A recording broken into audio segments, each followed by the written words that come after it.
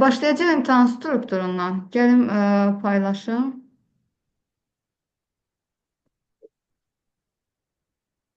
Hazırda ekranı görürsüz.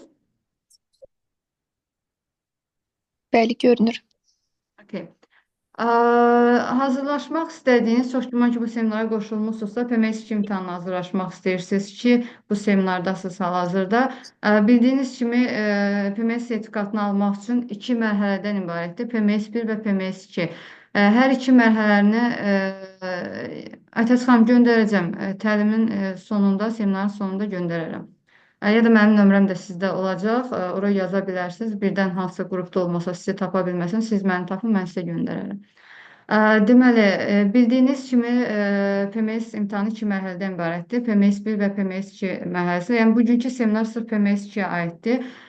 Və PMS2 imtahanın strukturu haqqında məlumat vermək istəyirəm. Çünki normalda bizdə hər kəs PMS2 imtahanına hazırlaşmalı olduğunu bilir, sertifikata hazırlaşmalı olduğunu bilir, amma bəzən tələbə gəlir təlimə və ümumiyyətlə imtahandan xəbərsiz olur ki, imtahan nədən ibarətdir. Sadəcə bilir ki, vergi təliminə getməlidir, hazırlaşmalıdır, amma imtahanın nədən ibarət olduğunu bilmir. Bu da əslində sizi geri salan məsələlərdən biridir. Çünki siz imtahana getməmişdən öncə ən azından imtahanda sizin nəyi gözlədiyini bilməlisiniz. Yəni sizə neçə ədəd sual düşür, nədən sual düşür, bu haqda məlumatınız olmalıdır. Ona görə ilk olaraq imtahan strukturu haqqında məlumat vermək istəyirəm. PMS 2 imtahanı PMS 1-dən fərqlidir. PMS 1-də 3 mərhələ varsa, 3 fərqli imtahan varsa, PMS 2-də 2 fərqli imtahan var. Ya siz KOS-MHBS üzrə imtahan verirsiniz, ya da ictimai sektor üzrə imtahan verirsiniz. Qısa desə, ya özəl sektorun mühasibləri olaraq imtahan verirsiniz, ya da dövlət sektorunun mühasibləri olaraq. Hal-hazırda ekranda gördüyünüz, əgər siz KOS və MHBS üzrə işləyirsinizsə, yəni özəl sektor mühasiblərisinizsə, sizin imtahan strukturunuz ekranda gördüyünüz kimi olacaq. Yəni 74 balı vergi verir, 6 balı əmək qanunvericiliyi verir, mülki qanunvericiliyi isə 20 bal verir. Burada vergi qanunvericilikdə 15 ədəd testi, 5 dənə də 10 ballıq açıq tipli sualdır. 15 dənə testdən də 9-u 2 bal verir, 6-sı 1 bal verir, 5 dənə də sualın 10 bal verir. Onsuz da təlimə gedənlər və yaxud da digərlər bu haqda məlumatlıdırlar. Əsas test hissəsi ilə məlumatsız olur ki, o da bilin ki, 9-u 2 ballıqdır, 6-sı 1 ballıqdır. Daha sonra əmək qanunvericiliyində isə 5 dənə test düşür, onun 4-ü 1 ballıqdır, biri isə 2 ballıqdır. Əmək qanunvericiliyi dedikdə təkcə əmək məcəlləsindən suallar düşmür. Burada DSMF haqqında qanun, sosial sığorta haqqında qanun, digər qanunverici aktlar da var ki, onlardan da sual düşə bilir. Mən indi strukturu izah edəndən sonra sillabusu sizə göstərirəm. Plus da sillabusu mən öz Telegram kanalıma və yaxud da WhatsAppda qeydiyyatdan keçmisinizsə, bizim WhatsApp qrupumuz var. Ora göndərirəm. Əgər kiminsə əlində sillabus yoxdursa. Sillabusda siz hansı maddələri oxumalısınız, hansı qanunverici aktlardan suallar düşür, orada maddələri ilə var. Yəni əmək qanunvericiliyi dedikdə təkcə əmək məcəlləsindən sual düşmür, müəyyən qanunverici aktlar var. Eyni qaydada mülki məcəllə. Mülki məcəllə dedikdə orada təkcə mülki məcəllənin maddələri deyilir, müəyyən fərqli qanun, məsələn, sahibkar fəaliyyəti haqqında qanundan da suallar düşür. Hansı ki 15 dənə testi, 15 testdən 10-u 1 ballıqdır, 5-i isə 2 ballıqdır. Və burada mülki qanunvericilikdə xüsusilə sahibkar fəaliyyəti haqqında qanun çox vacibdir əslində oxumağınız. Çünki normalda özü hazırlaşanlar heç vaxt açıq mülki və əmək qanunvericiliyini oxumur.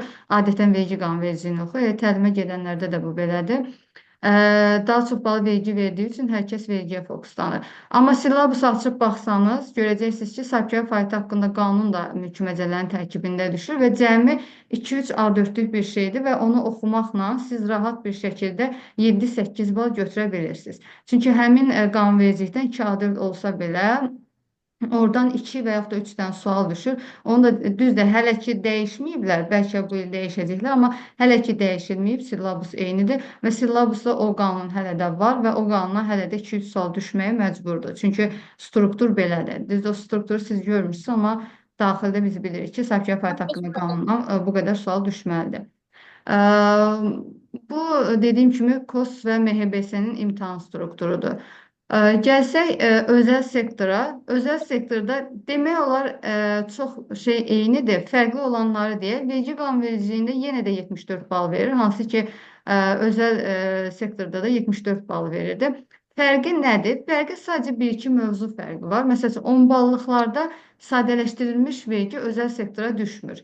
Eyni zamanda 2 ballıqlarda aksizlə düz xatırlayıramsa yol vergisi. Aksiz və yol vergisi ictimai sektora düşmür. Yəni bal olaraq 74 bal verir. Sadəcə bir-iki mövzu var ki, özəl sektora düşür, amma dövlət sektoruna düşmür. Burada əmək qanunvericiliyi yenə də 6 baldır, eyni qaydadadır. Sadəcə mülki qanunvericiliyi əgər özəl sektorda 20 bal verirdisə, dövlət sektorunda mülki qanunvericiliyi cəmi 6 bal verir və onun 14 balı ayrıcı olaraq büdcə qanunvericiliyi verir. Yəni artıq mülki qanunvericiliyi 20 bal deyil, 6 bal verir. O da 5 dənə testdir. Qalan 14 bal isə büdcə qanunvericiliyi verir. Büdcə qanunvericiliyi haqqında da qanun var ki, oradan suallar düşür. Onun da sillabusu var. Əgər sizdə silabus yoxdursa, internetdən tapa bilməmişsinizsə, bununla bağlı müraciət edin. Seminardan sonra mən sizə göndərim onu. Və Telegramla, WhatsAppda varsa, onsuz seminar bitən kimi mən özüm bölüşəcəm. Belə də Telegram qrupunda olanlar onsuz da pinlərə baxın. Pinlərdə bütün faydalı məlumatları qoymuşum. Çox güman ki, mən sillabusu artıq sizinlə bölüşmüşəm. Demək, strukturla bağlı bu qədər, özəl sektorla və ictimai sektorla bağlı bu qədər. Kimisə nəsə sualı varmı seminarla, strukturla bağlı? Kimdəsə qaranlıq qalan bir məqam varmı?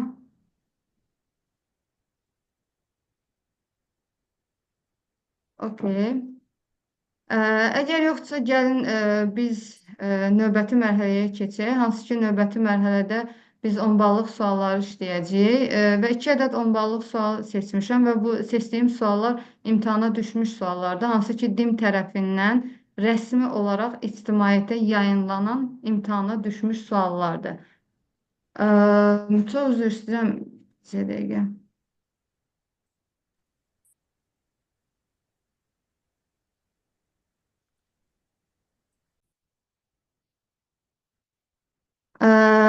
Okey.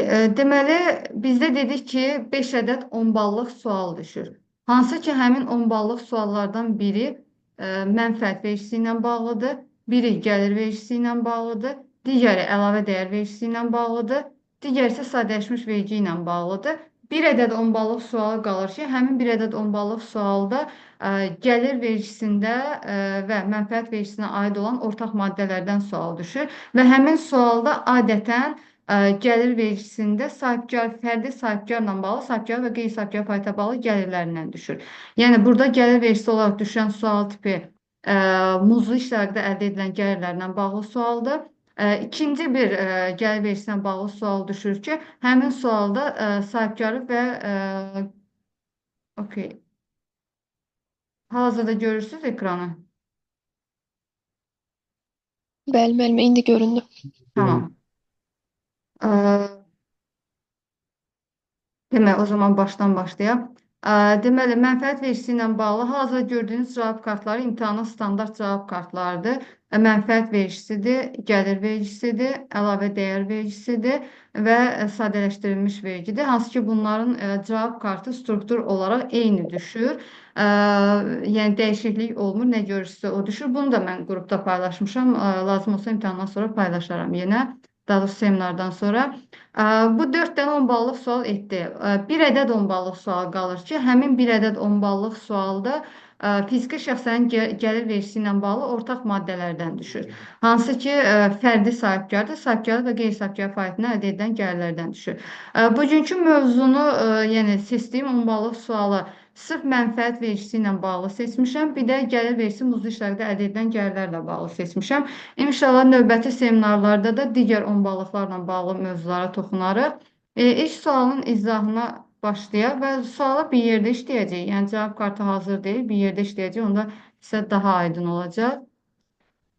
Dediyim kimi, kimdəsə nəsə bir sual yaranırsa, səsi açıb sualı verə bilər. Okay. Başlayaq. İstehsal fəaliyyəti ilə məşğul olan, mənfəət vergisi ödəyicisi olan, orta sahibkarlıq subyekti olan bir müəssisədir. Ümumiyyətlə, mənfəət suallarında adətən hansı sahibkarlıq subyekti olduğunu iş cümlədə və yaxud da ən sonda sonuncu cümlədə deyir ki, bu müəssisə məsələn kiçik sahibkardır, mikro sahibkardır, orta sahibkardır. Nəyə görə bunu görməyiniz sizə vacibdir, lazımdır? Amortizasiyada bilirsiniz ki, mikro sahibkar və kiçik sahibkarlıq subyektləri amortizasiyanı sürətləndirilmiş formada amortizasiya xərci hesablaya bilərlər. Məsəl üçün, binada əgər 7% isə mikro sahibkar 14% amortizasiya hesablaya bilər. Kiçik sahibkar 1,5 qatı qədər artıq amortizasiya hesablaya bilər. Ona görə də mənfəət sualında xüsusilə sahibkarlıq meyarını görən kimi əgər mikro kiçikdirsə, altından xətt çəkib üzərinə amortizasiyanın yüksəlici əmsalını yazmağı unutmayın. Çünki imtahanda yoxladığımız zaman ən çox edilən səhvlərdən biri budur ki, mikro kiçikdə yüksəlici əmsalı tətbiq etmirlər. İndi sizdə sual yarana bilər ki, axı bu vergi ödəyicinin hüququdur. Məcburuq ki, biz onu imtahanda tətbiq edək. Məcbursuz nəyə görə? Çünki imtahanda hər zaman belə bir cümlə yazılır ki, müəssisə amortizasiyanın ən yüksək həddini tətbiq etmişdir. Əgər orta sahibkar subyekti üçün binada amortizasiyanın ən yüksək həddi 7%-dirsə, mikro sahibkarda bu 14%-dir. Yəni, sırf bu cümləyə görə siz o amortizasiya hesablaya biləcəyiniz maksimum məbləği hesablamalısınız. Maksimum məbləği də hesablamaq üçün mikro kiçikdə xüsusi əmsallar var, onları tətbiq etməlisiniz. Ona görə sahibkarlıq meyarında diqqətli olun. Digər tərəfdən də mikro sahibkarlarda 75% güzəşt məsələsi var. Orada da sizə lazımdır ki, biləsiniz ki, bu mikro sahibkardır və s. Düz orada müəyyən məcəllədə digər şərtlər də var, amma hər bir halda o şərtləri ödəyib ödəmədiyini yoxlamaq üçün o mikro sahibkar sözünün altından xətt çəkməlisiniz ki, unutmayasınız o güzəşti tətbiq etməyi. Davam edəsək. Bu orta sahibkarlıq subyektidir. Yəni burada bizdə amortizasiya olacaqsa adi qayda hesablayacağıq. Ki olacaqsa dediyim onsuz da hər bir mənfəət sualında amortizasiya olur. Orta sahibkarlıq subyekti il ərzində istehsal etdiyi malların təqdim edilməsindən 300 min manat, xidmət göstərilməsindən 50 min manat gəlir əldə etmişdir. Sahibkarlıq subyektidir, mal satıb, xidmət göstərib gəlir əldə edib. Məncə bununla bağlı heç bir sualımız yoxdur. Adi qayda sahibkarlıq fəaliyyətinə məşğul olan bir müəssisə mal satırsa, xidmət göstərirsə, bundan gəlir əldə edirsə, təbii ki, bu sahibkarlıq fəaliyyətindən gəlirdir. Və 10 ballıq sualın ilk xanasını görə bilərsiniz, ümumi gəlirlər. Ümumi gəlirlər hissəsində bu ikisinin cəmini yazırsınız. İlk gəlirlərlə bağlı cəmi 2 sətir var. Biri ümumi gəlirlərdir, digəri çıxılmalardan sonra vergiyə cəlb edilən gəlir. Ümumi gəlir siz azad olunan gəlirlər olsa belə, ümumi gəlirlərdə o gəliri bəyan etməlisiniz, yazmalısınız. Çıxılmalardan sonra vergiyə cəlb olunan gəlir hissəsində isə gəliri azaldan amilləri yazmalısınız. Məsəl üçün, bəzi güzəştlər var ki, deyir, dövlət büdcəsinə olan vergi borcunun silinməsindən əldə edilən gəlir, gəlir vergisini azaltdır. Siz həmin gəlir, əgər olarsa məsələdə bu hissədə yazacaqsınız, aşağıda isə çıxılmalardan sonra vergiyə cəlb olunan gəlirdə həmin gəliri azaldacaqsınız. Yəni, ümumi gəlirdə müəssisənin azad olunan gəlirlərini də, ÖMV tutulan gəlirlərini də bəyan etməlisiniz. Aşağıda azad olunan və ÖMV tutulan gəlirlər və xərci azaldan hansısa bir amil varsa, həmin məbləğ qədər azaltmalısınız. İndi bizim məsələ ilə davam edəsək, malların təqdim edilməsi, xidmətlərin göstərilməsindən gəlir, ümumi gəlirdir, həmçinin də vergiyə cəlb olunan gəlirdir bu gəlirlər. Yəni, bunların heç bir azad olması yoxdur. Ona görə bu hissədə də bunu yazıram. Bu hissədə yazmağın 2 yolu var. Hal-hazırda bir yolunu izah edirəm. Növbəti addımda da o ikinci yolu izah edəcəm. Eyni zamanda müəssisə digər rezident müəssisə tərəfindən 500 manat faiz gəliri əldə etmişdir. Bir müəssisə faiz gəliri əldə edirsə, bu onun ümumi gəliridir. Həmçinin vergiyə cəlb olunan gəliridir. Nə qədər idi gəlir? 5000 manat.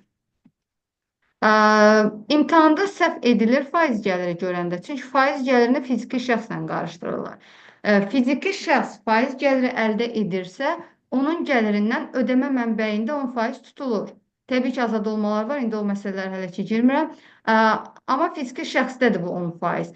Hüquqi şəxsin faiz gəliri olarsa, burada heç bir azad olma yoxdur. İndiyə qədər, daha doğrusu heç bir ÖMV məsələsi yoxdur. İndiyə qədər qanunvericilikdə müəssisənin faiz gəlirindən əldə etdiyi faiz gəlirində ödənim mənbəyində vergi məsələsi var idi. Və mənfəətdə əgər müəssisə faiz gəliri əldə edirdisə, onun tətbiq edilməyi fərqli qayda idi. İndi o fərqli qaydanı mən sizə demirəm ki, sizdə əgər o bilgi yoxdursa, başınız qarışmasın. Sonuncu versiyanı bilin. Hal-hazırda bir müəssisə əgər faiz gəliri əldə edirsə, bu onun ümumi gəliridir. Heç bir azad olması yoxdur. Həmçinin vergiyə cəlb edilən gəlirdir. Və qətiyyən də ÖMV tutulmur. Şəxsdən qarışdırmayaq. ÖMV tutulma məsələsi fiziki şəxsdə var. Necə ki, bunu demişkən həmçinin icarə gəlirini də deyim. Çünki bizim məsələmizdə icarə yoxdur. Xüsusilə onbalıqlarda ən çox qarışdırılan məsələlərdən biri də sualınız var Günel xanım, yoxsa səs açıq qalıb? Sualınız var? Okey, səs açıq qalıb. Mən Aa, sualım idi. buyurun, buyurun. Çox xahiş edirəm, bir dənə dəqiqləşdirək. Orada çıxılmadan sonra vergiyə cəlb edilən gəlir qrafasında həm də ümumi gəliri qeyd etdiniz. Və çıxılmadan sonra sözü yazılıbsa, biz çıxılmadan sonra olan gəliri yazmamalıyıq. Hələ Yəni yerdə tamamlamışıq. qalan. Tamam, sualınız aydın oldu. Biz hələ məsələni tamamlamamışıq. Bizdə burada yazdığımız bütün gəlirlər həmçinin vergiyə cəlb olunan gəlirdir. Və heç bir azad olması yoxdur. Azad olması yoxdursa, demək ümumi gəlir həmçinin vergiyə cəlb olunan gəlirdir. Yəni, əgər burada 5.000 vergiyə cəlb olunan gəlir olmasaydı, mən bunu yazmayacaqdım. Amma hal-hazırda Oldu, 3 dənə gəlir yazmışam və üçünün də azad olması yoxdur. Mən nə etməliyəm? Eyni şeyi həmçinin aşağıda yazmalıyam. Aydındır? Aydındır, aydındır. Tamam. Bunun çıxılmadansa vergiyə cəlb olunan gəlirin ikinci həlli qaydası var. Onu da izah edəcəm. Hələ ki bir qayda ilə gedək. Birinci qayda odur ki, siz burada ümumi gəlirləri yazırsınız. Aşağıda isə yalnız və yalnız vergiyə cəlb olunan gəlirləri yazırsınız. İkinci qayda odur ki, ümumi gəlirlərin cəmini bura yazaraq azad olunan gəlirləri çıx-çıx olaraq yazırsınız. Aydındır? O yolla da yazacağıq. Deməli, nə izah edim? Fiziki şəxslə bağlı faiz gəliri qarışdırılan kimi eyni qaydada icarə gəliri qarışdırılır. Onbalıq sualda icarə ilə bağlı mənfəətdə çox sual düşür və deyir ki, müəssisədir, öz obyektini icarəyə veribdir. Tələbələr onu 14% vergiyə cəlb edir. Hətta 14% qrosap edib bunun üzərinə gəlirlər. Hüquqi şəxsin icarə gəlirindən ödəmə mənbəyində vergi tutulmur. Hüquqi şəxs özü icarəyə əgər verib gəlir əldə edəcəksə, özü bəyan edir və 20%-dən vergisini ödəyir. Fiziki şəxsdədir ÖMV. ÖMV məsələsi hüquqi şəxsin icarə məsələsində, hüquqi şəxsin faiz məsələsində yoxdur. Yəni, bu iki çox sadə informasiyadır əslində. Sadəcə tələbələr fiziki şəxs o qədər fokuslanırlar ki, 10%, 14% gəlib onu mənfəətə də tətbiq edirlər. Yəni, mənfəətdə faiz gəliri ilə icarədə ÖMV məsələsi yoxdur. Bu nəzərinizdə olsun. Yəni, desək ki, müəssisə, rezident müəssisədən faiz və yaxud da icarə gəliri əldə edib, sadəcə ümumi gəlirdir və vergiyə cəlb olunan gəlirdir. Okay? İndi davam edəsək məsələdə bizdə başqa nə şərtlər var? Azərbaycan Respublikasının hüdudlarından kənarda qeyri-rezident müəssisə tərəfindən 7.000 manat dividend gəliri hesablanmışdır və ödənilmişdir. Və daha sonra məlumat verir ki, qeyri-rezident müəssisə ödəniş edərkən dividend gəlirini 10% dərəcə ilə ödəmə mənbəyində vergiyə cəlb etmişdir. Ümumiyyətlə, gəlir çox asandır deyə, adətən gəliri hal-hazırda işarələdiyim bəndlərlə sizə çaşdırırlar. Hansı ki, mənfəət vergisinin vergi tutma obyektini oxuyanda belə bir ifadə görürsünüz orada. Deyir ki, müəssisənin xaricdən, qeyri-rezidentdən əldə etdiyi dividend, faiz və royalti gəliri də vergi tutma obyektidir. Bu nə deməkdir? Məsələdə əgər sizdə qeyri-rezident müəssisədən dividend, faiz və royalti gəliri əldə edibdir desə, bu zaman həmin gəlirləri də ümumi gəlirdə yazmalısınız. Ümumi gəlirdə və həmçinin vergiyə cəlb olunan gəlirdə. Sizdə sual yaranacaq. Bəs xaricdə vergi ödəniləcəksə, o zaman biz necə əks etdirəcəyik? Əgər xaricdə vergi ödənilməsi haqqında məlumat verərsə, hansı ki bizim məsələdə veribdir. Deyir ki, xaricdə 10% dərəcə ilə ÖMV tutulubdur. Baxın, deyir xaricdə 10% dərəcə ilə ÖMV tutulubdur. Zaten bizdə bu məsələdə qrosap eləməyə ehtiyac yoxdur. Çünki 7.000 manat özü qrosapdır. Çünki deyir ki, 7.000 dividend gəliri hesablanmışdır Daha sonra ödənilmişdir. Ödəyəndə də təbii ki 7000-dən 700 tutub 6300 ödəyibdir.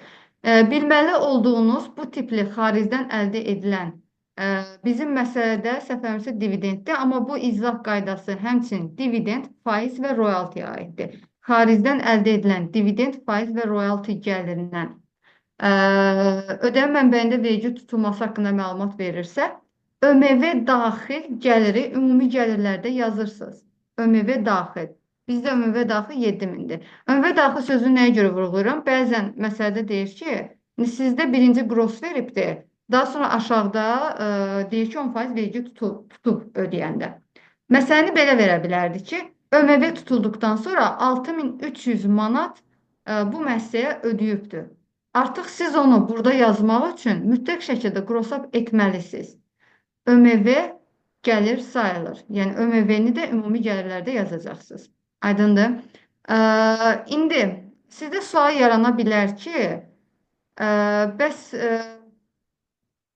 okay, 7000 manat dividend gəlir hesabına ödənilmişdir. Qeyri-rezident müəssisədə ödəniş edərkən 10% vergi tutub, ödəmə mənbəyində vergi tutub. Sizdə sual yarana bilər ki, bəs 2 qat vergi tutumu olmadı. Çünki həm o orada tutulacaq, həm də bizim ölkədə tutulacaq. Nəticədə 2 qat vergi tutumu olur. Bir dənə son cümləsini oxuyaq. Okay, nəyə görə oxudum son cümləsini? Normalda qeyri-rezident müəssisədən ÖMV tutulduğu haqqında bir məlumat verirsə, belə bir informasiyanı da verir ki, bu ÖMV-nin tutulduğunu təsdiq edən sənədlər vergi orqanlarına təqdim edilmişdir. Bilmirəm, praktikada mühasib olaraq detallarla işləmisinizmi? İki qat vergi tutma haqqında sazişin tələblərinə irəli gələrək, xaricdə əgər bizdən hansısa bir vergi tutulursa, biz onu təsdiq edən sənədləri vergi orqanlarına təqdim edirik. Səfərimizdə DTA 5 olmalıdır. Təqdim edirik və xaricdə ödənilən vergini biz burada nəzərə ala bilirik ki, bizdən 2 qat vergi tutma olmasın. Çünki normalda oradan da əgər iki ölkə arasında 2 qat vergi tutma haqqında saziş varsa biz bunu edə bilirik. İndi bizim məsələdə də sadəcə olaraq bu demin yayınladığı sual olmalıdır. Sadəcə burada bir boşluq hal-hazırda sizə izah edəndə gördüm. Çünki sənəd haqqında heç bir məlumat verməyib. Ya da ki, mən onu jurnaldan Word-ə köçürdəndə bəlkə də o cümləni unutmuşam. Amma bilin ki, sənəd haqqında məlumat verməlidir ki, bu dividenddən 10% ödəmə mənbəyində vergi tutulduğunu təsdiq edən sənədi mühasibə vergi orqanlarına təqdim edib, yoxsa yox. Deməli, biz güman edək ki, burada həmin sənəd mühasibatlığa təqdim edilibdir. Daha doğrusu vergi orqanlarına təqdim edilibdir. O zaman biz nə edirik? Burada izah elədiklərim eyni qaydada qalır. Sadəcə olaraq xaricdə ödənilən vergini burada nəzərə alırsınız. Necə nəzərə alırsınız? Siz sonda hesabat ilinin hesablanmış mənfəət vergisini hesabladıktan sonra nə qədər alınacaqsa, onu xaricdə ödənilən vergi qədər azaldacaqsınız. Xaricdə nə qədər vergi ödənilibdir? 7000-in 10%, düzdür? Yəni, sizdə mənfəət vergisini, indi məsələni tamamlayanda nə qədər alınacaqsa, həmin vergini xaricdə ödənilən vergi qədər azaldacaqsınız. Bura kimi sualı olan var. Dividend 5%-dir, qarışdırmayaq. Onu tələbələr də çox imtahanda qarışdırır. Cümləyə baxın, deyir, qeyri-rezident müəssisə ödəniş edərkən dividend gəlirindən 5% tutub. Bu nə deməkdir? Xaricdəki ölkə öz ölkəsinin qanunvericiliyinə uyğun olaraq dividenddən vergi tutub. Orada 10% ola bilər, 5%, 3%, 2%, yəni onun nə olduğu ilə bağlı məsələdə informasiya verməsə, biz 5%-dir deyə nəzərə ala bilmərik. Aydındır. Burada məlumat verir ki, xaricdə ÖMV faizi 10%-dir və dividenddə ödəyəndə də 10% tutubdur. Bu bizim ölkənin faizi deyil, qarışdırmayaq. Və plus bunu tələbələrə adətən izah edəndə tələbələr nəyə qarışdırır? Bu hal-hazırda qara göstərilən hissə sizdə imtahanda düşməyə də bilər. Əgər imtahanda xaricdə hansısa bir vergi tutulmağı haqqında məlumat verməzsə, siz qətiyyən bu vergi tutulmuş kimi davrana bilmərsiniz. Yəni, məsəl üçün, tələbəyə bu vergi haqqında izah verirəm. Tələbə gedir imtahanda xaricdə vergi ödənildiyi haqqında heç bir məlumat verməyib. Tələbə Azərbaycandakı vergi faizi ilə ÖMV tutulmuş kimi nəzərə alır və aşağıda onu azaldır. Belə bir şey yoxdur. Burada yazılan faiz dərəcəsi xarici ölkənin bu dividend gəlirinə görə nə qədər faiz tətbiq edir budur. Bu da məsələdə verilməlidir ki, siz biləsiniz ki, Bu xanada nəyi hesablayıb yazacaqsınız? Bu hər zaman faizdən verilmir. Məsəl üçün bir imtahanda belə düşmüşdü ki, xaricdə 300 manat ÖMV tutulubdu. Yəni o hər zaman faizdən verilmir.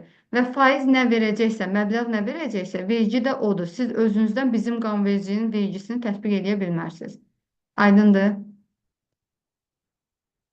Çatda sual verilmişdi. Aydın oldu? Sualınız olanda çata birdən mən görməyə bilərəm. Səsi açıb sualı verə bilərsiniz. Heç bir problem yoxdur yəni. Sual yoxdursa davam edeyim. Bu izah elədiyim çox düşür və bu izah elədiyim qayda sizdə baxmayaraq ki, dividenddir. Təkcə dividendə aid deyil. Dividend, faiz və royalti. Xaricdən əldə edilən dividend, faiz və royalti gəliri həm ümumi gəlirlərdə yazılır, ÖMV daxil, ümumi gəlirlərdə yazılır, vergi cəlb olunan gəlirlərdə yazılır.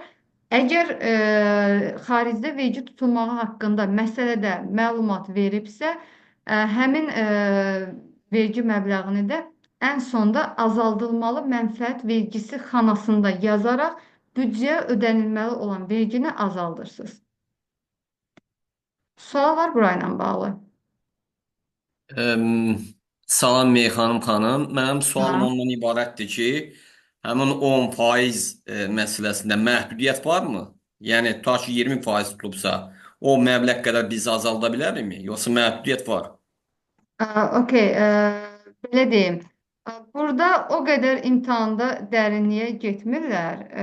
Normalda var, ölkədəki faiz dərəcəsindən yuxarı faiz dərəcəsi ilə tutulursa, maksimum ölkədəki faiz, yəni 20%-dir də bizdə mənfəət vergisi.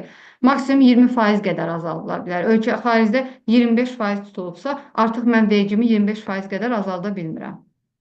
Aydındır, var məhdudiyyət, yəni 20% qədərdir. Təşəkkür edirəm. Tamam. Amma imtahanda elə bir faiz verirlər ki, zaten 20%-dən aşağı bir faiz olur.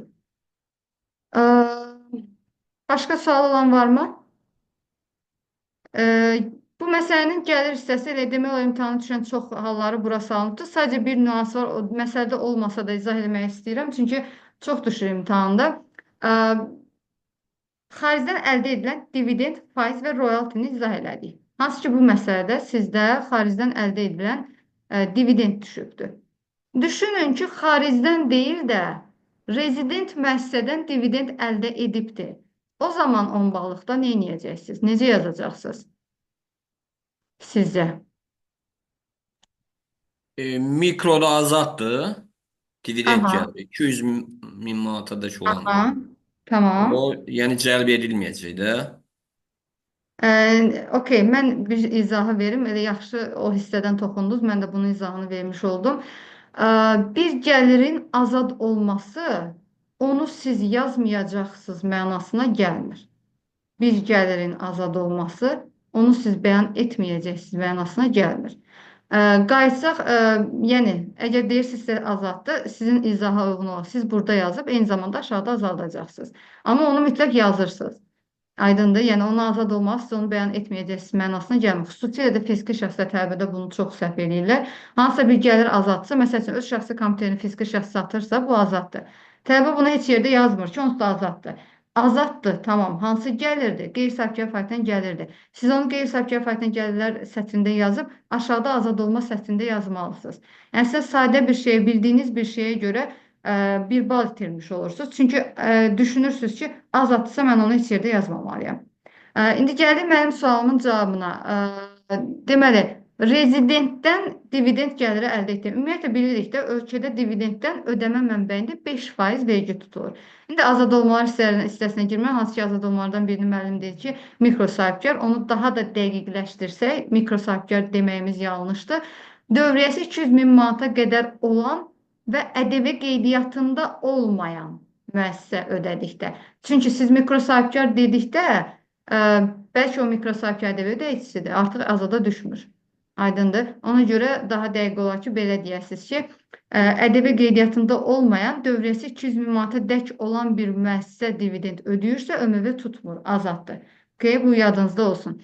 İndi gəldik mənim sualımın cavabına. Bizim ölkədə dividendi qazananın kim olmağından asılı olmayaraq, müəssisə də ola bilər bu, fiziki şəxs də ola bilər. Dividenddən ödəmə mənbəyində vergi tutulur. Yəni təsisçi müəssisə də ola bilər, fiziki şəxs də ola bilər. ödəyən şəxs mütləq ödənmə məbləğində vergi tutmalıdır.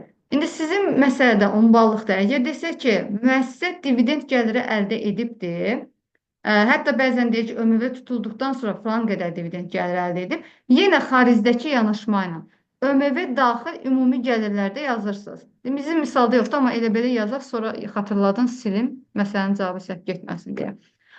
Ümumi gəlirlərdə ta ki deyəcək ki, ölkə ərazisində 4000 dividend gəlir hesablanıb, ÖMV tutulduqdan sonra ödənilmişdir. Yəni, gross 4000-dir. Əgər net verərsə, onu 0,95-ə bölüb, gross-up eləyib, ümumi gəlirlərdə yazın. Amma ümumi gəlirdir. Bəs vergiyə cəlb edilən gəlirdirmi? Bu müəssisə üçün vergiyə cəlb edilən gəlirdirmi? Axı biz dedik, ölkə ərazisində faiz gəlirindən ödənmə bəyində vergi tutulur. Əgər mən onu bəyan edib azaltmasam, bu deməkdir ki, məndən 5% tutuldu. Bir də mən özüm bəyan edib 20% ödəyirəm. Deməli, eləməli olduğum nədir? Sadəcə məlumat xarakterli ümumi gəlirlər də bəyan edirsiniz. Çıxılmalardan sonra vergiyə cəlb edilən gəlirdə isə onu yazmırsınız. Və yaxud da ikinci həll qaydası ilə izah eləyəsi olsa, burada ümumi gəlir sizdə nə qədərdirsə, burada ümumi gəlir sizdə nə qədərdirsə, o cəmi rəqəmdən, məsələn, hal-hazırki məsələ həlli ilə 366 mindir. 366 mindən aşağıda ikinci həll qaydasını birazdan izah eləyəcəkdim. Bu qaydada ikinci həll qaydası ümumi gəlirdən 4000-i çıxırsınız. Yəni, çünki 4000-dən artıq ölkə daxilində 5% bir dəfə vergi tutulubdur. Siz ondan ikinci dəfə, əgər azaltmasanız, ikinci dəfə vergi tutmuş olacaqsınız. İndi bunu mən izah üçün demişdim gəlin sizə, çünki bizim məsələdə ölkə arasında dividend məsələsi yoxdur. Aydın oldu sizə. Əgər siz BTP-ni də açsanız, orada siz görəcəksiniz. Deyir ki, dividend gəliri yazır ki, rezidentdən əldə edilən dividend gəliri və qeyri-rezidentdən əldə edilən dividend gəliri. Gəliri bəyan edirsiniz, okey, rezidentdən və yaxud da qeyri-rezidentdən. Aşağıda ümumi gəlirlərdən sonra eyni gəlirlər şiklində gəliri azaldan amillər var. Məsəl üçün, mənfi məzəndə fərqi var. Elə hazır izah edim, ölkə ərazisində rezidentdən əldə edən dividend gəliri. Siz yuxarıda bəyan etdiyinizi aşağıda bir də bəyan edərək onu azaldırsınız. Artıq ümumi gəlirləri həmin dividend gəliri qədər azaldırsınız. Vergiyə cəlb olunan gəlirin içərisində o dividend gəliri olmur. Yəni, ölkə ərazisində dividend gəliri əldə edilməsi halı çox düşür. Dediyim qaydadadır. Nəsə bir sual olan varmı bununla bağlı? Aydın olmayan nəsə var? Tamam, sualımız yoxdursa davam edirəm. Əlavə olaraq cari il üzrə müəssisənin valyuta hesabları üzrə müsbət məzənnə fərqi 3000-dir, mənfi məzənnə fərqi 1000 manatdır. Ümumiyyətlə, bizim məsələdə, bizim imtahanda məqsəd praktikaya uyğunlaşdırmaqdır. Praktikada da bilirsiniz, müsbət məzənnə fərqi də, mənfi məzənnə fərqi də gəlirdə əks olunur. BTP əgər yığmışsınızsa, indi baş mühasiblər var, ola bilər bəziləri baş mühasibdə yığmayıbdır, amma BTP yığanlar bilir. Müsbət məzənnə fərqi də, mənfi məzənnə fərqi də gəlirdə yazılır. Baxın, müsbət məzənnə fərqi bildiyiniz kimi ümumi gəlirlərdə yazılır. Mənfi məzənnə fərqi harada yazılır?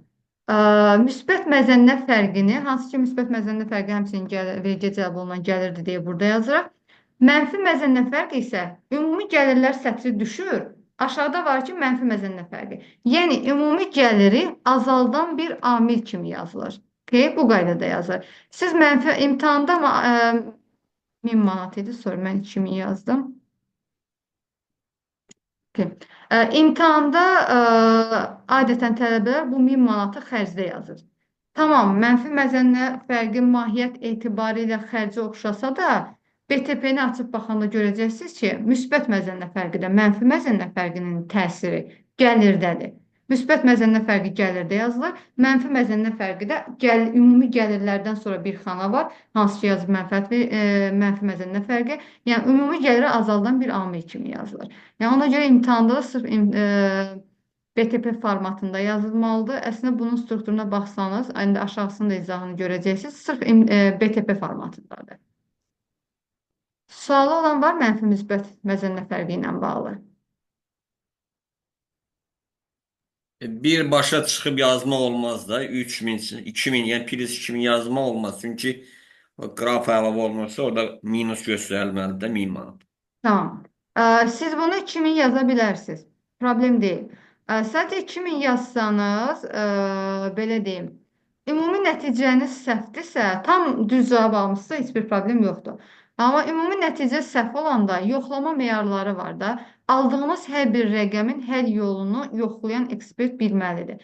Hətta biz başa düşsək ki, yoxlayanda 3000-dən siz 100% mini çıxıb yazmısınız. Yenə də bal verilə bilmir. Əgər səhvdirsə. İndi bu 2000 yazmağımız birbaşa düzgündür. Əslində səhv deyil. Yəni biz onu 2000 görəndə qiymətləndiririk. Amma bəzən tələbələr bunun açıqlamasını yazmırlar. Ümumiyyətlə nəticəni bura yazırlar. Ə, Belə deyim, elə halda formatda yazmalısınız ki, yoxlayan şəxs sizin o rəqəmi lap sadə toplama çıxmada olsa, yoxlayan mütəxəssis onu sizin hardan aldığınızı görsün. Yəni, məsəl üçün deyim, siz bura 2000 deyib, səhvən texniki səhv olaraq 200 yaza bilərsiniz. İmtahanda en qədər bu tipli hallar olur. Yəni, məsələn, 10.000-dir cavab, götürür sıfırın birini unudur yazmağa. Siz 2000 yazanda, okey, tam bal alırsınız. Amma 200 yazanda biz başa düşsək də ki, siz texniki xəta eləmişsiniz. Biz yenə sizə sıfır verməyə məcburuq. Çünki yoxlamanın bir qaydası var və biz o qaydadan kənara çıxa bilmirik. Yəni burada birbaşa 200 yazanda artıq onun texniki səhv kimi baxa bilmirik. Amma siz bu açıqlamanı yazıb, bunun nəticəsini 200 kimi hesablayanda, biz deyirik ki, okey, tələbə 100% texniki xəta edib və texniki xətaya görə də bu 2000-ə neçə bal veriləcəkdirsə, yoxlama qaydalarına əsasən onun 80% qədər bal verilir. Aydındır. Yəni texniki səhvə görə, texniki hesablama səhvinə görə 80% bal verilir. Yəni normalda 1 idisə xananın balı 0,8 verilir. Ona görə tövsiyəm odur ki, nəyi yazırsınızsa yazın, adi toplama çıxma olsa belə nəticəni deyil, uzun həll yolunu yazın. O 2000-ə hardan gəldiniz? Yəni onu aydın göstərin. Əmin olun ki, bu sizə daha çox bal götürməyə səbəb olacaq. Çünki yoxlayanın diqqətindən nəsə yayınmayacaq və plus da sizin hansısa bir texniki xətanız olanda texniki xətaya görə çox cüzi bir bal çıxılacaq. Aydın oldu deməyə çalışdığım. Bəli. Tamam. İndi gəl məsələni davam edək. Məsələnin digər hissələri artıq xərclərlə bağlı. Tam həll eləyək, sonra riyazi hesablamanı eləyərik. Müəssisə il ərzində 77.000 manat dəyərində xam və material alışı ilə bağlı xərci olmuşdur ki, həmin xərclərin 7.000 manatının alışını təsdiq edən sənəd kimi nəzarət kassa aparatının çeki əldə edilmişdir. Tamam. Qalan hissəsi isə elektron qayma faktur əsasında alınmışdır. Deməli, 77 minlik bir alış var. Birincisi onu deyim ki, məsələdə mal alınıb deməyi o demək deyil ki, bu mal xərcidir. Malı almaq o demək deyil ki, mal xərcidir. Mütləq cümlədə, abzasda axtarın ki, onu satıb yoxsa yox. Baxın, burada belə bir cümlə var ki, alınmış xam mal və materiallar cari ildə təqdim edilən malların istehsalında istifadə edilmişdir. Bu nə deməkdir? Demək istəyir ki, 77 mini gəlirdən çıxa bilərsən. Amma desəydi ki, alınmış malların 50 min istifadə edilibdir. Siz cəmi 50 mininə baxacaqdınız ki, bu gəlirdən çıxan xərcdir, yoxsa gəlirdən çıxılmayan xərcdir. Yəni, çıxım onu, yoxsa çıxmayayım. Yəni, biz mütləq şəkildə mal alışı haqqında məlumat verəndə hansı hissəsinin satıldığına, hansı hissəsinin istehsal prosesində istifadə edildiyinə baxın. Bizdə tam məbləğdə istifadə edilib. Okey, biz tam olaraq 77 mini artıq analiz edə bilərik. Analiz edirik. Deyir, 70 mini elektron qayma əsasında alınıbdır.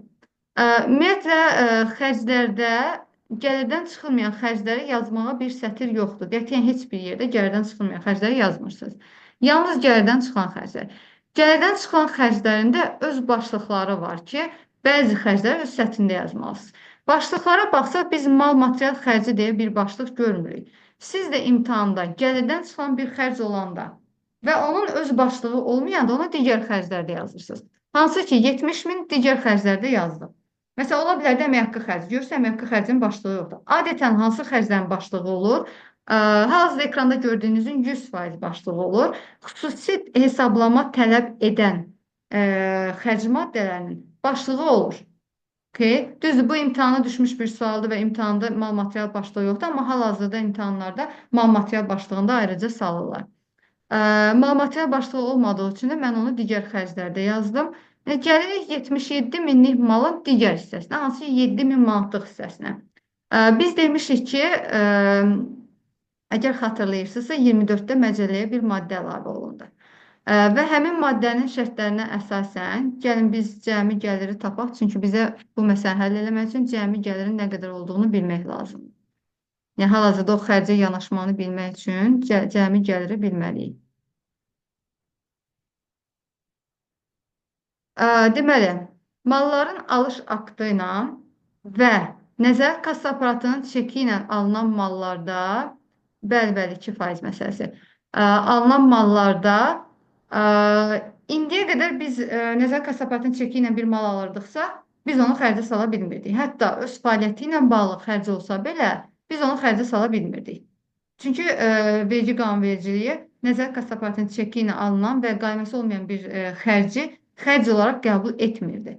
Amma 2024-cü ildə məcəlləyə bir maddə əlavə olundu ki, müəssisə malın alış aktı ilə aldığı və nəzarət kassa aparatının çeki ilə aldığı malların müəyyən hissəsini xərcə sala bilər.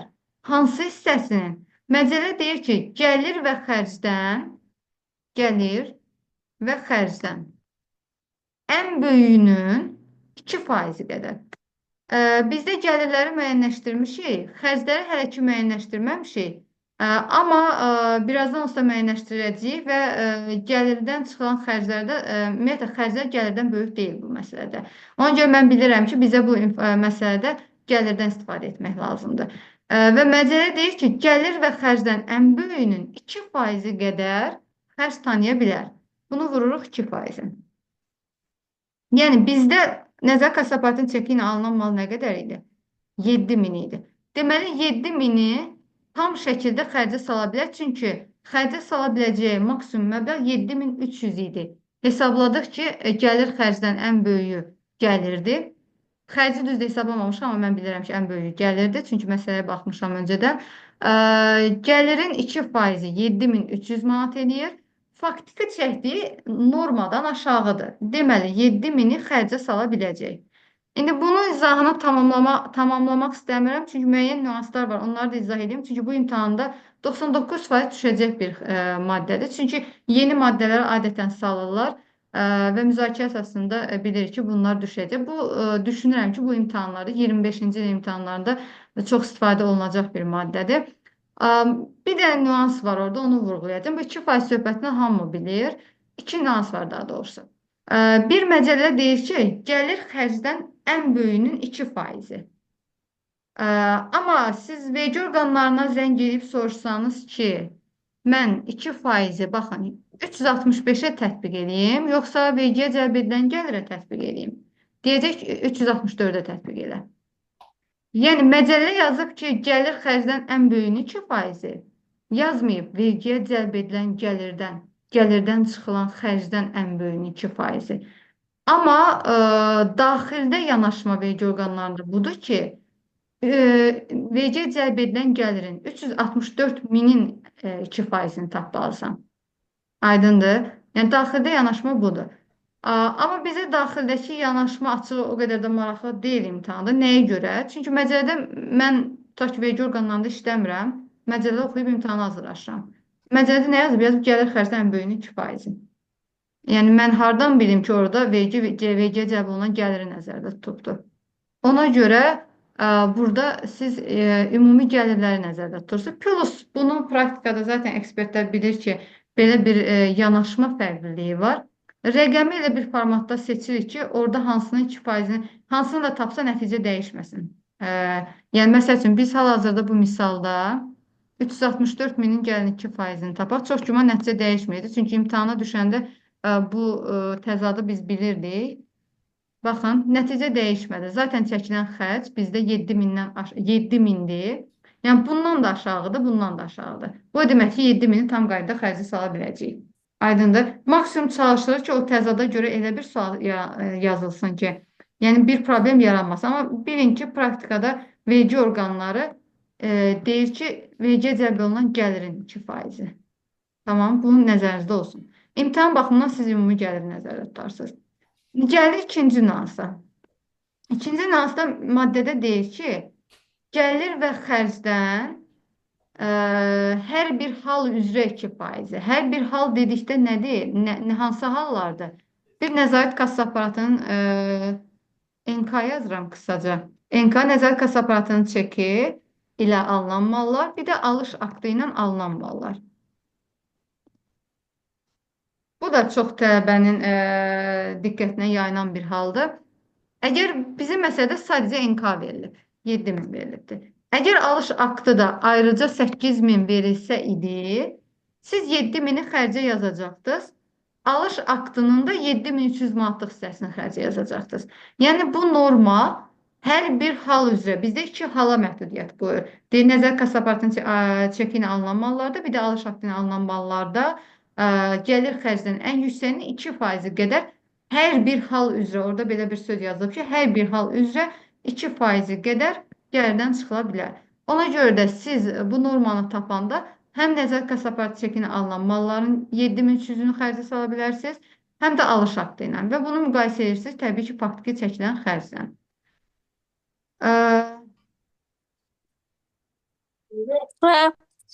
Bəli, sualınız var? Sizə qoyaq, zəhmət olmasın.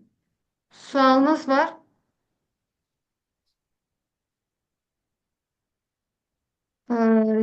Tamam. Bir dənə sual verim. Müəllimə necəsiz? Salam. Tamam. Bu şey məsələsi var, indi bayaqları izah elədiyiniz bu NK və alış aktı ilə bağlı olaraq da orada bizə məsələnin içərisində o çaşdırıcı şeylər verə bilər. Orada məsələn istisnalar vermişdi. Yəni bunlar məsələn tutaq ki, NK-yə və ya alış aktı ilə olsa bu mallar istisna, amma digərləri tanımında, yəni gəlir və xərclərin ən yüksəyinin 2%-dir. Və əgər maddədə varsa verilə bilər, sadəcə o biraz aşırı çətinə getməkdir deyə verilə də bilər, verilməyə də bilər. O sualınızın konkret cavabı məndə yoxdur hal-hazırda. O tipli sual varmı sualınıza cavab? Hal-hazırda yoxdur, amma olmamağı o demək deyil ki, olmayacaq. Çünki hələ Bunkerdə də sual dəyişdirilə bilir, çətinləşdirilə bilir. Ona görə mən o sualınızın konkret cavabını deyə bilmərəm. Məcəllədə varsa, sillabusda varsa sualınızın cavabı odur ki, bəli, verilə bilər. Bu arada izah elədiyim maddə bu maddə idi. Xüsusilə bura diqqət edin. Hər bir hal üzrə 2%. Yəni bunu oxuyanda çoxunun diqqətindən yayınır. Hətta praktikada çoxu buna diqqət eləməyibdir. Plus da burada dediyim o boşluq gəlir xərc deyir. Amma vergi orqanlarına sabah zəng gəlib soruşsanız ki, mən necə tətbiq edim, deyəcək, vergiyə cəlb olunan gəliri tətbiq elə. Aydın, yəni belə bir təzad var. Sualı olan var başqa? Yoxsa davam edək məsələ ilə? Yoxdur, sualımız. Okay. Cari il ərzində təbii ki, normal daxilində zayılmada əmələ gələn dəyər 4.000 manatdır. Əgər praktikada kimsə istehsal fəaliyyətinə məşğul olan bir müəssisədə işləyirsə, bilir ki, təbii ki, norması anlayışı var. Yəni, hansısa bir istehsal prosedurunu aparanda, məsəl üçün, xalça istehsalına məşğul olan bir müəssisə ambardan əgər 1 kiloqram ip götürürsə, o xalça hazır olanda onu çəksə 1 kiloqram olmayacaq. 900 olacaq, 800 olacaq, amma 1 kiloqram olmayacaq. Burada müəyyən itki normaları var ki, bu normalar, yəni onun 900 olmağı normaldır. Əl xalçasıdır, qırxım olur, müəyyən hissəsi çəki itirə bilir. Yəni bu tipli təbii ki, normaları səhv eləmirsə 23-dən məcəlləyə əlavə olundu, ya da 22-dən ili qarışdıra bilərəm. İndiyə qədər gəlirdən çıxıla bilmirdi. Amma 23 ya da 22-dən məcəlləyə əlavə olundu ki, bu tipli təbii ki, normaları daxilində zayılmadan əmələ gələn itkilər də artıq xərcə salına bilər. Və bunu əlavə edəndə məcəlləyə belə bir də maddə əlavə elədilər ki, istehsal fəaliyyətinə məşğul olan müəssisələr istehsal normaları haqqında vergi orqanlarına məlumat verməlidir. Vergi orqanlarına məlumat verməlidir ki, vergi orqanı nəzarət eləyə bilsin ki, hansı hissəsini vergi orqanı tutaq ki, da salıbdır plan qədər xərcə, baxsın görə o normadan kənarlaşıbmı, yəni yoxlama prosedurunda bunu nəzarət eləyə bilsin. Yəni qısaca bizim məsələdə normanı zaten hesablamağı verə bilməz. Çünki normanın necə hesablandığı o daxili bir prosedurdur və yaxud da əgər ölkə səviyyəsində hansısa bir istehsal sahəsində təsdiqlənmiş bir norma varsa odur və bunu tələb eləyə bilməz. Sadəcə sadə bir formata düşəcək ki, təbii ki, normalar daxilində zayılmada əmələ gələn itki plan qədərdir. Bilin ki, təbii ki, normalar daxilində bu tipli zayılmalar, xarab olmalar gəlirdən çıxılır və onu digər xərclərdə 4.000 olaraq qeyd edirik. Görürəm, qrupa nəsə yazırlar. Mənim baxmalı olduğum bir şeydirmi? Texniki bir problem yoxdur hal-hazırda. Səsim gəlir. Okey. Qaydasındadır hər şey. Tamam. Davam edirik. Mən biraz geniş izah edirəm ki, təhsil çünki imtahan bu formatda kənar bir şeylərdə düşə bilər. Çalışıram bu sual çərçivəsində düşə biləcək digər hallarda izah edeyim ki, sizin üçün daha faydalı olsun. Əslində normalda bu sualın izahı bu qədər bir saat çəkmir, daha qısa çəkir. Tamam. 4000-i izah elədik. Müəssisə il ərzində xarici bankdan 16% olmaqla 30 min manat kredit əldə etmişdir. Həmin dövrdə Azərbaycanda bankası kredit ərazisində olan faiz dərəcəsi 10%-dir. Bunu izah edək. Deməli, bir müəssisə xaricdən və qarşılıqlı sürətdə asılı olan şəxsdən kredit götürərsə, bu kreditin faizinin xərcə yazılmağında bir məhdudiyyət var. Həmin məhdudiyyət ölkədəki banklararası kredit ərazisində olan faiz dərəcəsinin 125% qədərdir. Etməli olduğunuz nədir? Faktiki olaraq götürübdür. Nə qədər götürmüşdü? 30 min. Faktiki 16%-lə 30 min kredit götürübdür. Tamam, qarşı tərəfə təbii ki, faizi ödəyəndə 30 minin 16%-ni ödəyəcək. Burada bir sual yoxdur. Amma müəssisə olaraq bu 4800-ü xərcə sala biləcəkmi? Bunu tapmaq üçün bilməliyik ölkədəki bankası kredit ərazisində olan faiz dərəcəsi nə qədərdir? Bildik ki, 10%-dir. Məsələdə verilibdir. Hər zaman veriləcək məsələ. Bildik ki, 10%-dir. Və bu faizin məcəlləyə uyğun olaraq maksimum 125%-i xərcə salına bilər. Bunu vurursunuz 125%-ə. Tamam. O da eləyir təxmini 12,5%. Ölkədəki, yəni bu müəssisənin bu kreditə görə sala biləcəyi maksimum xərc 30 minin 12,5%-idir. Yəni sizin burada yazmalı olduğunuz sığorta xərcləri sətrində 30 min vurulsun 10%-in 125%. Yəni belə açıq şəkildə yazmağınız tövsiyə olunur. Okay. Aşağıdakiler. Bu niye bura koyulmuştu? Səsi zəhmət olmasa bağlı saxlayın. İndi gətirib. Zəhmət olmasa səsi bağlı saxlayaq. Deməli, bunu riyazi olaraq mən sizə izah elədim. Gəlin məntiqini izah edeyim. Dedik, kimlərdə bu tətbiq olunur 125%-i? Qarşılıqlı sürətdə asılı olan şəxsdən borc götürüldükdə, bir də xaricdən. İndi sual yaranacaq ki, qarşılıqlı sürətdə asılı olan şəxslər kimlərdə? 18-ci maddəni əzbər bilin imtahana kimi. Çünki imtahanda siz bilməsəniz ki, tutaq ki, deyəcək rezident müəssisədən, xaricdən borc götürmək okeydir. İki haldan biri odur ki, xaricdən borc götürülərsə bu qayda tətbiq olunsun. Digər hansı halda tətbiq olunur? Qarşılıqlı sürətdə asılı olan şəxsdən borc götürüldükdə tətbiq olunur. Qarşılıqlı sürətdə asılı olan şəxslər də məsələdə sizə deyilməyəcək. Deyəcək ki, qarşı tərəfdə səsvermə hüququ 30%-ə malik olan bir müəssisədən kredit götürür. Siz bilməlisiniz ki, bu şəxs qarşılıqlı sürətdə asılı olan şəxsdir. Ona görə 18-ci maddədə qarşılıqlı sürətdə asılı olan şəxslər kimdir? Öyrənin imtahana qədər. Burada mahiyyət nədir? Qarşılıqlı sürətdə asılı olan şəxsdən və xaricdən borc götürəndə vergi orqanı deyir ki, okeydir, ölkədə əgər 10% isə vergi dərəcəsi, məntiqli deyir ki, sən gedib xaricdən 16%-dən kredit götürürsən. Yəni, niyə özünü xərcə salırsan? Demək ki, burada nəsə bir başqa bir məqsəd var və bu kimi halları tənzimləyə bilmək üçün gəlirdən çıxılan xərclərdə bir məhdudiyyət qoyur ki, okey, sən xaricdən borc götürə bilərsən. Amma deyir, maksimum xərcə yaza biləcəyin məbləğ ölkədəki banklararası kredit ərazisində olan faiz dərəcəsinin, yəni 10%-in 125%-i qədərdir. Yəni 25% artığı qədərdir. O deyir 12,5%. Siz bu faizi tapandan sonra faktiki faizlə müqayisə edirsiniz. Hansı kiçikdirsə xərci ondan salırsınız. Məsəl üçün, birdən burada 11%-lə götürmüş olsaydı, siz burada 11%-in xərci salacaqdınız. Çünki sərhəd 12,5-dir. Şirkət olaraq 12,5-dən aşağı faizdən kredit götürübdür. Deməli, 11%-dən xərci sala bilər. Amma sizin imtahanda, yəni sizin bu sualda 16%-dir. Sualı olan var bundan bağlı? Buyurun.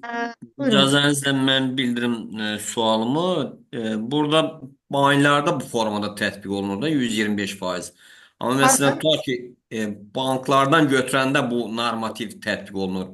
Amma elə hal var ki, o bank olmasa Onda o xalis aktivlərin dəyərini nəzərə almaq lazımdır da, deyilmi? Elədir. Vurur, Yəni, vurulur 2-yə, vurulur 125%.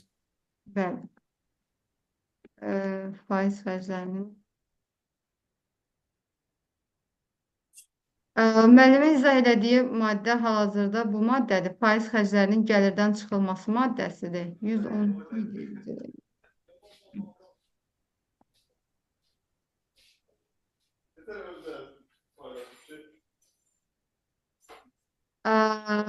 Müəllimin izah elədiyi maddə bu maddədir. Hansı ki, banklardan deyil də, kənar bir şəxslərdən əgər kredit götürərsə, xarici bir şəxsdən kredit götürərsə, xalis aktivin 2 qatı da nəzərə alınacaqdır. Sadəcə orada bir nüansı sizə deyim. Burada görürsünüz, deyir, xaricdən mən sizə izah elədiyim maddə bu maddə idi. Xaricdən alınmış borclar üzrə. Siz belə izah edin ki, xaricdən kredit, bankdan kredit götürəcəksə, mən izah elədiyimdə, müəssisədən götürəcəksə, siz də izah elədik. Əslində elə deyil. Müəssisədən də götürsə, xaricdəki bankdan da götürsə, mən izah elədiyim 125% qaydası eyni qalır. Yəni, yenə də faizi tətbiq eləmək üçün siz mən dediyimi tətbiq edirsiniz. Mən dediyimdən əlavə olaraq da, əgər xarici bankdan deyil də, xarici bir müəssisədən, çünki burada görsəniz istisna qoyur. Deyir, kredit təşkilatlarını bankdan götürmə halı olmazsa deyir. O zaman deyir, müəssisənin xalis aktivinə də bax deyir.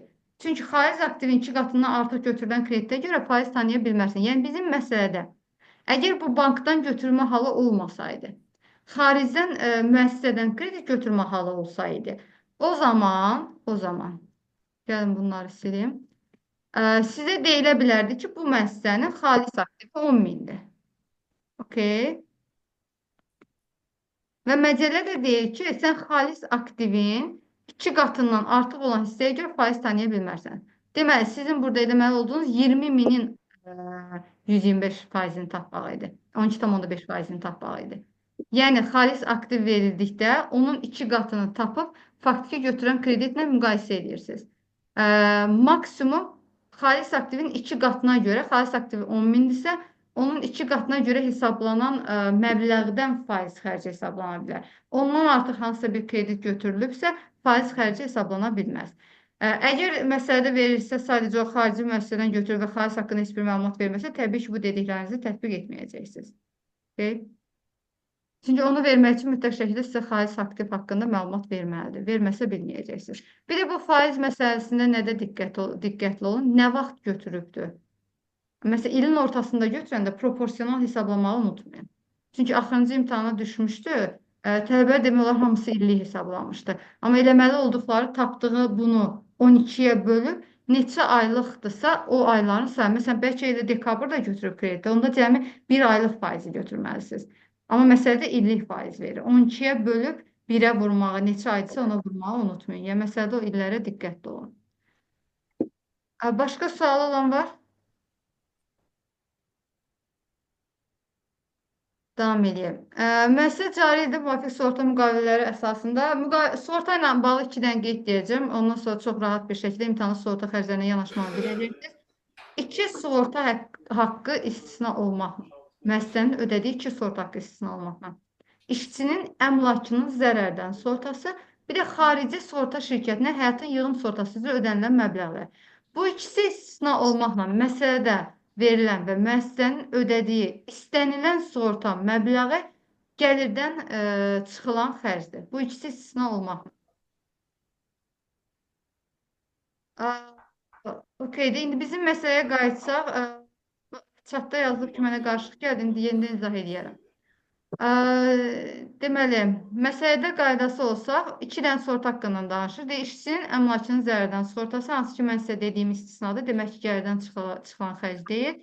Bir də öz əmlakının sığortası. Müəssisənin öz əmlakının sığortasında heç bir istisna yoxdur. Cəmi ikisi istisnadır. İşçinin əmlakının sığortası, bir də xarici sığorta şirkətinə həyatın yığım sığortası. Bütün xarici sığorta haqqları yox. Sırf xarici sığorta şirkətinə həyatın yığım sığortası üzrə ödənilən məbləğlər. Bu ikisi istisna olmaqla qalan bütün sığorta haqqları gəlirdən çıxılır. İndi bizim məsələyə də qayıtsaq, deməli 2 dənə idi. 10 min gəlirdən çıxılmır, 6 min gəlirdən çıxılır. Sığorta haqqları xərcləri hissəsində bunun yerini səhv yazmışıq. Gəlin bunu yerinə qaytaraq. Bu borca görə faizdir.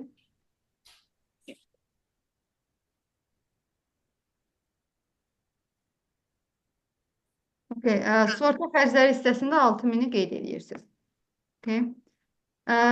İndi davam edək. Chatda kimsə yazmış ki, mənə qarşı gəlir. Hansı hissə aydın olmadı, deyin, onu izah edeyim.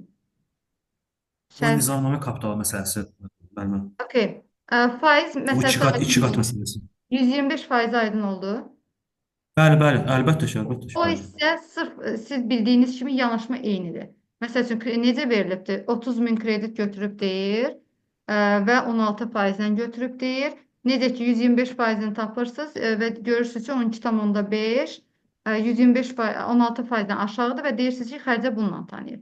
İndi burada xarici bankdan kredit götürmə halıdır. Birdən desəydik ki xarici müəssisədən borc götürübdür. Yenə də faizi eyni qayda tətbiq edirsiniz. Yenə də 12,5%-dən tətbiq edirsiniz. Amma o məsələdə əgər xalis aktivi haqqında məlumat verərsə, desək ki, müəssisənin həmin dövrdə, kredit götürdüyü dövrdə xalis aktivinin dəyəri 10.000-dir. O zaman faiz xərcini maksimum xalis aktivin 2 qatına görə xərc tanıya bilərsiniz. Yəni 30.000-lik kredit götürübdür, okey. Amma 30.000-in 20.000-nə görə faiz xərcini tanıya biləcək, 10.000-ə görə faiz xərcini tanıya bilməyəcək. Cəmi faiz xərci tanıya biləcəyi nə qədər idi? Normalda, əgər xalis aktiv verilməsəydi. Bu qədər idi. Burada vergül yazmışım. Cəmi bu qədər tanıya bilərdi. Amma xalis aktivi haqqında məlumat versəydi məsələdə, maksimum tanıya biləcəyi bu qədər olacaqdı. Qalan hissə nə qədər qalır? Bundan çıxırsınız bunu. Bu hissə gəlirdən çıxılmayan xərcdir. Bu hissə isə gəlirdən çıxılan xərc kimi yazacaqdır. Aydındır? Bu hal Aydın oldu indi. Xarici müəssisədən borc götürmə halına aiddir. Bank və kredit təşkilatından borc götürmə halına aid deyil. Və o xarici müəssisədən də borc götürəndə əgər xalis aktiv haqqında məlumat verərsə bunu tətbiq edirsiniz. Verməzsə yenə bildiyiniz qaydadır. Aydındır? Bəli, çox sağ olun. Buyurun. Davam edəsək. Müəssisənin balansındakı yüksək texnologiya məhsulunun hesablama texnikasının dövrün əvvəlinə qalıq dəyəri 60.000 manatdır. Gəlin mərhələ-mərhələ gedək. Amortizasiyanı hesablamaq üçün nə edirik? Bizə lazımdır dövrün əvvəlinə qalıq dəyəri. Bildik ki, dövrün əvvəlinə qalıq dəyəri 60.000-dir. İndi dövr ərzində müəyyən əməliyyatlar baş verir. Gəlin o əməliyyatları oxuduqca məsələdə tətbiq edək. Dövr ərzində nə olub? Müəssisə əsas vəsaitlərin təmirinə 4.000 manat xərc çəkibdir. Əsas vəsaiti çəkən təmir xərcini biz istədiyimiz məbləğdə xərcə yaza bilmərik. Xərcə yaza biləcəyimiz məbləğ hər bir əsas vəsait üzrə bir norma müəyyənləşir ki, bizim məsələdə yüksək texnologiyadır və yüksək texnologiyada amortizasiya xərcinin norması 60.000-in 5%-idir. Deməli, 4.000-in hansı hissəsini biz xərcə sala bilirik? Cəmi 3.000-ni xərcə sala bilirik. Onda sual yaranır, bəs faktiki 4.000 xərc çəkib, bəs 1000 manat nə olacaq? Əgər təmir xərci normadan artıqdırsa, yəni təmir xərci faktiki 4.000 çəkib, amma bu normadan, yəni 3.000-dən 1000 manat artıqdır, artıq hissə əsas vəsaitin dəyərini artıracaq. Yəni artıq sizin əsas vəsaitin dəyəri 60.000 deyil, 61.000-dir. İndi davam edir məsələdəki digər maddələri tətbiq etməyə. Eyni kateqoriyaya aid 9.000 manat dəyərində yeni əsas vəsait alınıb istismara verilmişdir. Yeni il ərzində alınan əsas vəsaitin dəyəri bu əsas vəsaitin dəyərini artırır. Yəni 60.000 idi, artıq həmin əsas vəsait 9.000 qədər də artdı. Bir dənə diqqətli olun məsələdə, yeni əsas vəsait alınanda baxın görün, o istismara verilib yoxsa yox. Çünki istismara verilməyən əsas vəsait amortizasiya oluna bilməz. Ona görə diqqətli olun mütləq ki, yeni alınıbsa həmin dəqiqə əsas vəsaitin dəyərini artırmağa tələsməyin. Baxın görün, istismara verilib yoxsa yox. Çünki imtahanda hətta bəzən salınır ki, 3 dənə kompüter alınıbdır, ikisini istismara verib. Hansını istismara veribsə, amortizasiyanı həmin məbləğə tətbiq edəcəksiniz. Və daha sonra deyir ki, amortizasiyanın ən yüksək həddi tətbiq olunubdur. Bizdə də amortizasiya ən yüksək həddi bu məsələdə 25%-dir. Mikro kiçik deyir ki, deyim, yüksəlici əmsal tətbiq edək. Artıq amortizasiyanı da hesablaya bilirik. Burada tələbələrdə ən çox qarşıdıran məqamlardan biri nədir? Təmir xərci normasını tətbiq edəndə il ərzində olan bu 9.000-i də nəzərə almaq. Təmir xərci nəzərinizdə olsun. Dövrün əvvəlinə qalıq dəyərinə tətbiq olunur. Yəni normanı tapmaq üçün dövrün əvvəlinə qalıq dəyərinə faizi tətbiq edirsiniz. Yəni 60 minin 5%. Amortizasiya dövrün sonuna qalıq dəyərinə tətbiq olunur. Baxın, görürsünüz, biz bütün əməliyyatları nəzərə aldıq və dövrün sonuna qalıq dəyərinə tətbiq elədik. Yəni bu 5% tətbiq edəndə imtahanda çox adam, çox deməyim, ən azından bir 40% bu səhvi eləyir. 69 minə tətbiq edirlər. Dövr ərzinə alınan əsas vəsait təmir xərci normasının hesablanmağında istifadə edilmir. Okay? Gəlin biz əsas vəsaitlə bağlı artıq amortizasiyanı tapdığımıza görə əmlak vergisini də hesablaya bilərik. İmtahanda Nümunəsərdir. imtahanda sizdə gözləməyin ki, yazsın ki, əmlak vergisini hesabla. Bu sözü gözləməyin. Əgər mənfəət sualıdırsa, əgər əsas vəsaiti varsa, demək ki, əmlak vergisini hesablamalısınız. Buradan da baxa bilərsiniz, yəni yadınıza düşə bilər. Deyir, gəlirdən çıxılan vergi və yığımlar. Gəlirdən çıxan vergilər hansılar idi? Əmlak, mədən, torpaq. Əmlak, mədən, torpaq. 10 ballıqda əmlakı hər zaman özünüzün hesablamağını tələb edir. Torpaq, mədən əgər düşürsə, adətən hazır rəqəm düşür. Yəni sizin onu hesablamağınız tələb edilmir. Amma onsuz da torpaqla mədən sizdə 2 ballıqlarda düşür deyə, təbii ki, onların hesablama qaydasını əzbərləməyinizi, öyrənməyinizi tövsiyə edirəm. Amma 10 ballığın içərisində açılışının düşdüyü imtahan bircə dəfə olub cəmi ki, hansı ki, torpağın özü hesablamağını tələb edibdir. Okey. Davam edək. Gəldik şərh və siz dediyinizi bura salmırlar. Gəlirdən çıxan vergi yığımlar dedikdə sadələşmiş vergi okey. Normalda həmin sadələşmiş vergi nağdlaşdırma zamanı 1% tutulanda gəlirdən çıxılan vergi sayılır. Tamam, bu sətrə yaza bilərsiniz onu da düzdür. Amma digər xərcə də yazmaq olar. İmtahan baxımından heç bu düşməyib deyə yanaşma olaraq onu da burada sırf gəlirdən çıxan vergilər dedikdə əslində əmlak torpaq mədəni nəzərdə tutulur. Amma o da nəzərə alsaq ki, vergidir, bəli, onu da bu sətirdə yaza bilərsiniz. Belə uzun məsələlər düşür. Belə uzun məsələlər bu hələ harasıdır ki? Bu elə də uzun deyil ki. Bundan da uzun düşübdür imtahan. Deməli, gəlin əmlak vergisini hesablayaq. Əmlak vergisi necə hesablanır? Dövrün əvvəlinə əsas vəsaitin qalıq dəyəri, hansı ki, bizdə məsələdə bilinir. Dövrün əvvəlinə əsas vəsaitin qalıq dəyəri hər zaman məsələdə sizə hazır verilir. Nəyisə hesablamanıza ehtiyac yoxdur. 60 mindir. Plus dövrün sonuna əsas vəsaitin qalıq dəyəri. Dövrün sonuna əsas vəsaitin qalıq dəyərini tapmağın qısa yolunu izah edəcəm. Çünki imtahanda dövrün əvvəlini hamı düz tapır, dövrün sonunu hamı səhv tapır.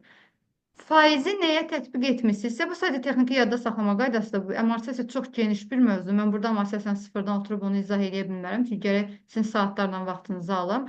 Qısa olaraq burada dövrün sonuna qalıq dəyərini necə tapacaqsa onu izah edeyim. Plus da mənim amortizasiya ilə bağlı çox geniş bir videom YouTube-da var. Ona baxsanız amortizasiya ilə bağlı elə bir hal düşə bilməzsiniz, onu yaza bilməyəsiniz. Bütün halları orada detallı izah eləmişəm. Ora baxarsınız. Bu məsələdə isə dövrün sonuna əsas vəsaitin qalıq dəyərini tapmaq üçün faizi nəyə tətbiq etmişsinizsə, həmin rəqəmdən amortizasiyanı çıxanda dövrün sonuna qalıq dəyərini tapmış olursunuz. Faizi nəyə tətbiq etmişsinizsə, gəlin bunu kənarda hesablayaq. Faizi nəyə tətbiq etmişsinizsə, həmin rəqəmdən amortizasiyanı çıxanda dövrün sonuna qalıq dəyərini tapmış olursunuz. Tapdıq ki, dövrün sonuna qalıq dəyəri 52.500 manatdır. Dövrün sonuna qalıq dəyərini də tapdığımıza görə biz əmlak vergisini hesablaya bilərik. Dövrün əvvəlinə qalıq dəyəri, üstəgə dövrün sonuna qalıq dəyəri bölünsün 2, vurulsun 1%. Bildiyiniz kimi əmlak vergisi əsas vəsaitlərin orta illik qalıq dəyərinin 1% ilə hesablanır. Əsas vəsaitin orta illik qalıq dəyəri anlayışları nə deməkdir? Dövrün əvvəlinə əsas vəsaitin qalıq dəyəri plus dövrün sonuna əsas vəsaitin qalıq dəyəri toplanıb 2-yə bölünür və 1% tapılır.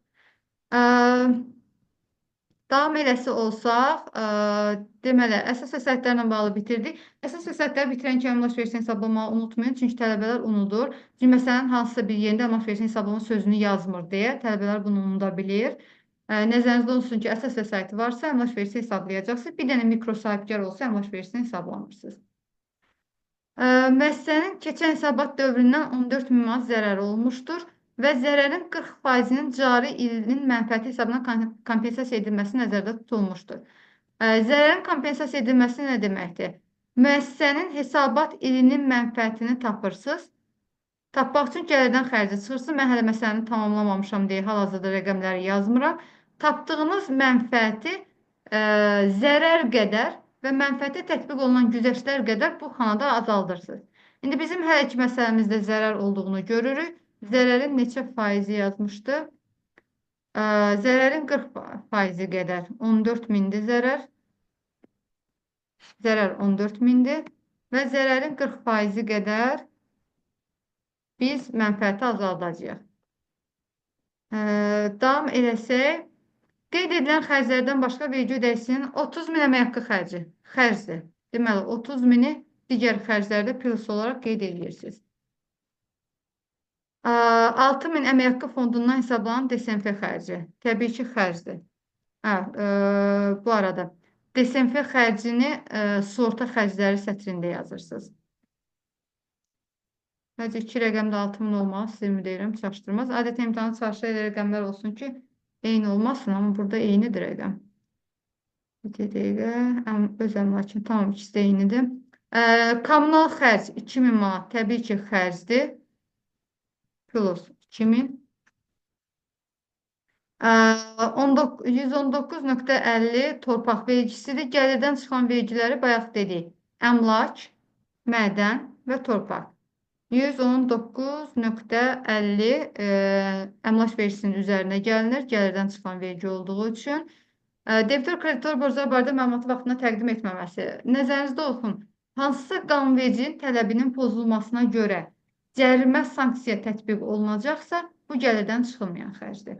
Hansısa qanunvericinin tələbinin pozulmasına görə tətbiq olunan cərimə sanksiya gəlirdən çıxılır. Debitor kreditor borcları barədə məlumatı vaxtında təqdim etməyibsə, demək ki, vergi məcəlləsinin tələblərini pozubdur. Demək ki, bu sanksiya xərc deyil. 100 manat xərc deyil. Eyni zamanda müəssisənin hesabatında müvafiq sənədlərlə təsdiq edilməmiş 16 min manat dəyərində norma daxilində ezamiyə xərci var. Əgər ezamiyə xərci norma daxilində ödənilibsə və onun sənədi yoxdursa, yemək xərci, gündəlik xərc hissəsi var və mehmanxana hissəsi var. Gündəlik xərc hissəsi üçün sənəd tələbi yoxdur. Yəni 30% hər bir halda xərcdir. Amma mehmanxana xərci hissəsinin nə qədərdir? 70%-in yarısı xərcdir. Yəni 50% xərcdir. Okay. Bunu da hesablayaq. Aydın oldu? Deməli, ezamiyə xərclərində əgər bütün sənədi olsaydı 16 min xərc idi. Amma deyir, sənədi yoxdur. Sənədi olmayan ezamiyə xərcinin 70% mehmanxana üçündür. Ümumiyyətlə, ezamiyə xərcinin normasının 70% mehmanxanadır. 30% də gündəlik xərclərdir. Gündəlik xərc üçün sənəd tələb olmadığı üçün 30% tam məbləğdə xərcdir. 70%, yəni mehmanxana xərcinin isə yarısı xərcdir. İndi davam edəsək məsələdə 22 mində cari vergi ödəməsi vardı. Cari vergi ödəməsi nədir? Müəssisə il tamam olmamış, öncədən avans cari vergi ödəmələri ödəyir. İndi bizim məsələdə hesablamağı tələb eləmir. Bildiyiniz kimi onun hesablamanın qaydaları var. 151.1 və 151.2. Bizim məsələdə hazır verib ki, sadəcə 8 mindir də, düzdür? Daha sonra 22 mindir. 22 mindir.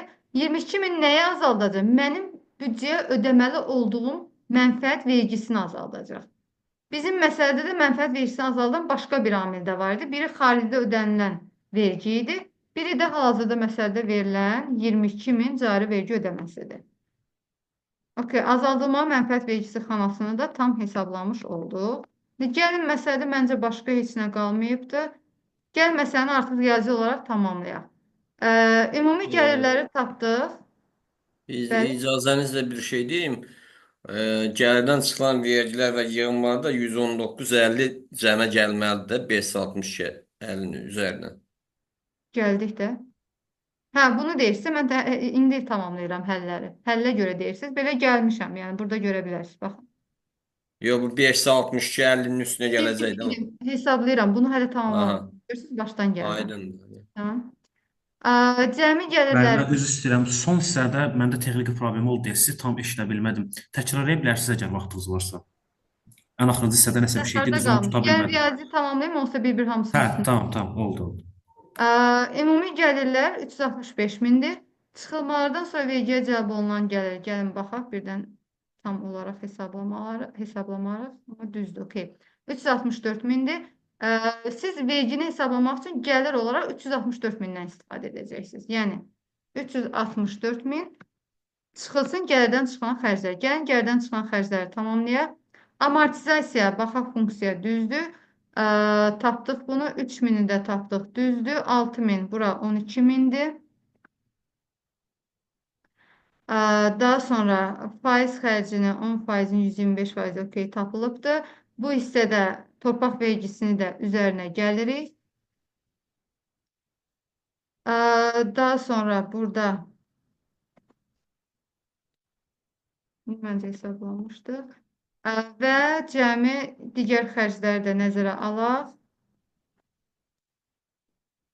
Cəmi gəlirdən çıxan xərclər 160, 332-dir. Ola bilər bunun qəpiyi də var. Yoxdur. Tamam. 160, 332. 332. Bunu hər ehtimalla yoxlayaq. Görək düzmü hesabladıq. Okey. 203.633. Tamam.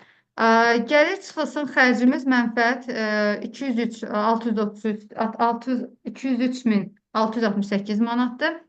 Vergiyə cəlb edilən gəliri tapmaq üçün 203-dən 668 manatdan çıxırıq zərər, kompensasiya edilən zərər qədər.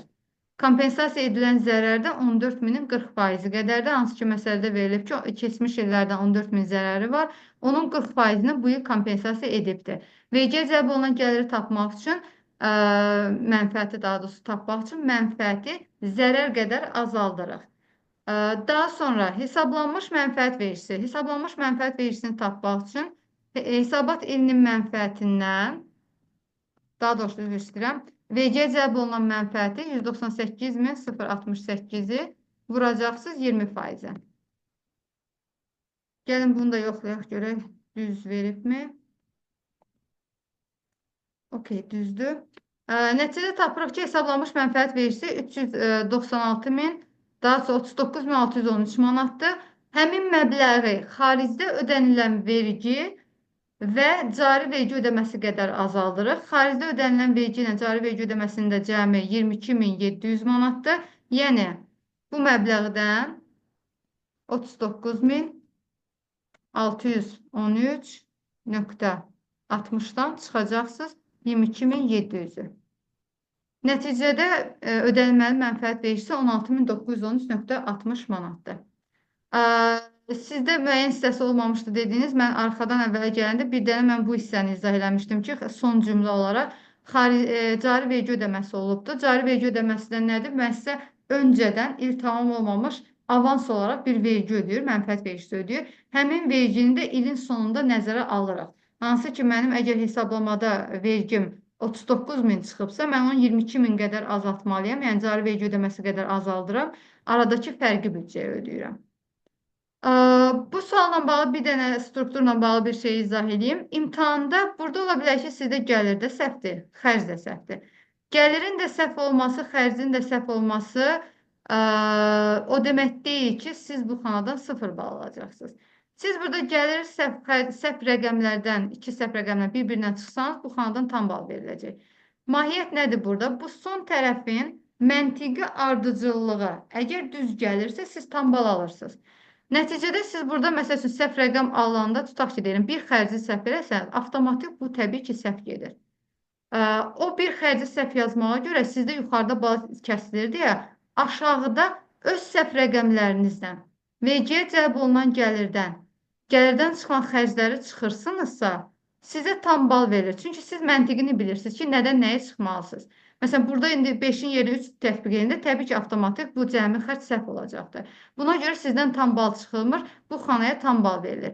Avtomatik bu səhv olanda sizdə bu da səhv olur. Amma əgər siz bu 14.040%-ni düz yazmısınızsa, Yekun nəticə səhvdirsə, yenə də tam bal veriləcək. Çünki dediyim kimi məntiqi ardıcıllıq düzdürsə, sizə tam bal verilir. Eyni qaydada azaldılmalı mənfəət vergisini heç bir xana ilə onsuz da bağlı deyil. 2 dənə amildir. Düz yazmısınızsa tam bal verilir. Aşağıda buradakı səhv rəqəmdən buradakı rəqəmə çıxanda sizə bu xanaya da tam bal verilir. Deməyə çalışdığım məsələ qətiyyən nəyisə bilmədikdə yarımçıq qoymayın. Çünki məsələn tələbə amma 80%-ni unudur, məsələni tam yarımçıq qoyur. Mən eləyə bilməyəcəm, onsuz da tamamlaya bilməyəcəm. Hər bir halda hansısa bir faizi tətbiq edib səhv rəqəmlərlə məsələni tamamlayanda ən azı 4 bal artıq götürürsünüz. Nəinki onu amortisasiyada yarımçıq qoyanda. Çünki aşağıdakı cəmi toplasanız, bu məsələnin aşağı hissəsi nə qədərdir? Təxmini 3 bal verir də. 3 baldır. 3 bal rahat bir şəkildə məntiqi ardıcıllığa görə götürürsünüz. Burada da 2 dənə fərqli xana var ki, vergiyə cəlb olunan gəlirinə azaldılmalı mənfəət vergisi. Azaldılmalı mənfəət vergisi artıq dedim. Xaricdə ödənilən vergi ilə cari vergi ödəməsini yazırsınız. Vergiyə cəlb olunan mənfəət hissəsində də bir zərər qədər mənfəəti azalda bilərsiniz. Bir də 106-cı maddədə mənfəətə tətbiq olunan hansı güzəştlər varsa, həmin güzəştlər qədər azaldırsınız. Yəni başqa bir şey yoxdur bundan bağlı. Ona görə rahat bir şəkildə bu son xanalardan rahat, hətta mövzunu bilmədən belə bal götürə bilərsiniz. Sualı olan var bura kimi? Sualınız? Mənim bir sualım var. O bayaq qeyd elədiniz, demək xarici ölkədən sığorta məsələsi vardı. Qeyd elədiniz ki, yalnız həyat sığortası. Bəli. Başqa sığortalar xərci daxil olur onda, xarici. Bəli. Məsəl üçün bir dəfə imtahana tələbələr əzbərətləndə deyir ki, 2 dənə sığorta haqq hissəsi olmağa, qalan hamısı çıxar. Biri işçinin əmlakının zərərdən sığortası, bir də xarici sığorta şirkətinin həyatın yığım sığortası üzrə. Tələbə xarici sığorta sözünü əzbərləyir, bütün xarici sığortaları xərcə salmır. Məsələn, imtahana bir dəfə düşmüşdük xarici sığorta şirkətinə yüklərin sığortası üzrə. Biz deməmişik ki, yüklərin sığortası üzrə xərclər xərcdən çıxara bilməyəcəkdir. Yalnız xarici sığorta şirkətinə həyatın yığım sığortası üzrə ödənilən məbləğlər gəlirdən çıxılmır. Qalan hansısa bir sığorta ödənişi edəcəksə müəssisə xərcə salacaqdır. Video qeyd aparır və YouTube-a da yüklənəcək. Bəli, Eşqin bəy. Sualı olan var? Müəllim, bir də bir şey deyim. Bayaqlar siz bir şey vurğuladınız, azad olmalar. Azad olmalar harda yazılacaq? Məsələn, bu Mənfəət vergisində deyirsiniz. Bəli. Mənfəət vergisində 2 azad olma var. Biri var gəlirə tətbiq olunan azad olma, biri var mənfəətə. 106-cı maddəni oxuyanda diqqətli olun ki, hansı azad olma nəyə? Məsələn, mikrosahibkarda mənfəətə tətbiq olunur. Yəni, məsəl üçün, xeyriyyə təşkilatının deyir, kənar şəxslərdən əldə etdiyi gəlirlər, gəlir vergisini azad edir. Gəliri azad edir orada. Gəlirə tətbiq olunan azad olmaları bu sətirdə nəzərə alacaqsınız. Gəliri o azad olma qədər azaldacaqsınız. Mənfəətə tətbiq olunan azad olmaları isə bu sətirdə nəzərə alacaqsınız. Hə, aydın oldu. Mən fərqləndirmək üçün soruşdum ona görə. Bəli. Onu diqqətli olun, imtahanda da çox düşür və tələbə o güzəştlərin yerini qarışdırırlar. 106-cı maddəni oxuyanda xüsusilə oxuyun ki, güzəşt gəlirə yoxsa mənfəətə tətbiq. Aydındır. Sualı olan var? Davam edəyəkmi digər sualına? Tamam. Gəlmirsə, yəqin ki, sualımız yoxdur. Gəlin davam edək. Növbəti sual fiziki şəxslərin gəlir vergisindən bağlı muzlu sualı seçmişəm. Bu da imtahana düşmüş sualdır. Və deməli, video rekord, bəli. Öncədən də məlumat vermişdim. Video rekordu qrupda da, Telegramda da paylaşacağım, YouTube'da da paylaşacağım. Tamam. Deməli, muzlu sualıdır. Muzlu sualı ilə bağlı cavab kartını hal-hazırda sizə göstərəm. Mənim sizə izah edəcəyimdə cavab kartı bunda işləyəcək. Son imtahanların cavab kartı budur. İkisi arasındakı fərqi görə bilərsiniz. Sizdə əvvəllər bir işçi verilib aylar üzrə soruşurdu. Hal-hazırda 3 işçi verir və hər bir üzrə ayrıca soruşur. Daxilinin mahiyyəti eynidir. Hər birində yenə də birinci gəlirləri yazırsınız, sonra azad olmaları yazırsınız, sonra vergini hesablayırsınız. Yəni artıq o qaydalar eynidir. Sadəcə olaraq son imtahanlarda artıq deyək bir işçi soruşub onun hər cürə güzəştə ona tətbiq eləməkdənsə 3 dənə işçi salaq və hər birinin ayrıca güzəştə olub daha məntiqli olsun da sual, belə desək. Yəni bizdə mən bunu izah edəcəm, amma bilin ki, sizdə bir işçi deyil, 3 işçi veriləcək və cəmi bir ayın məlumatı veriləcək və ona uyğun olaraq siz məsələni həll edəcəksiniz. İndi davam edək bizim misalımızdan. Deməli, bu tipli suallarda çox güman ki, 99% sizdə dövlət və neft-qaz sektorunda işləyən bir müəssisə veriləcək, amma hər bir halda yenə də diqqətli olun ki, dövlətdə işləyir yoxsa özəldə işləyir. Çünki dövlətdə və özəldə gəlir versin hesablama qaydası fərqlidir. Deməli, əsas iş yeri dövlət müəssisəsi. Əsas iş yeri sözündə xüsusilə sizdə yeni imtahanlarda, yeni formatda 3 işçi verilir. O işçilərdən adətən birinin əlavə iş yeri olur. Mahiyyəti nədir? Niyə onun əlavə əsas olduğunu bilməyiniz vacibdir. Çünki güzəştlər bir fiziki şəxsin statusuna görə verilən güzəştlər yalnız əsas iş yerində tətbiq olunur. Əlavə iş yerində güzəşt tətbiq olunmur. Yalnız əsas iş yerində. Yəni, məsəl üçün, müharibə veteranıdır desə, siz onu yalnız və yalnız əsas iş yerində tətbiq edə bilərsiniz. Əlavə iş yerində tətbiq etməyəcəksiniz. İndi bizim məsələdə bir işçidir və əsas iş yeridir. Himayəsində daimi qulluq tələb edən orqanizm funksiyonun 85% pozulmasına görə əlilliyi müəyyən edilən şəxs var. Bu şəxsə güzəşt 200 manatdır. Güzəştdə görən kimi yazmağa tələsmirik. Çünki baxaq, bəlkə başqa bir güzəşt var. Çünki bir fiziki şəxsə verilən 2 güzəştdən ən böyüyü tətbiq olunur. Hansı ki, bu şəxsdə qeyd elədiyim güzəşt 200 manatdır, amma vətən müharibəsi qəhrəmanıdır. Demək, bu güzəşt tətbiq olunacaq. Çünki bu güzəşt 400 manatdır, digər güzəşt 200 manatdır. Demək, bu işçinin 400 manatlıq güzəşti var. Ona görə də hər bir ay üzrə unutmadan 400 manatı qeyd edirsiniz. 400 manatdan da böyük güzəşt 800 manat şəhid ailəsi güzəştidir. Təbii ki, həmçinin məsələdə desəydi ki, şəhid ailəsidir, o zaman 800-ü tətbiq edəcəkdir. İndi bizim məsələdə şəhid ailəsi demədiyi üçün ona görə yalnız və yalnız 400-ü tətbiq elədik.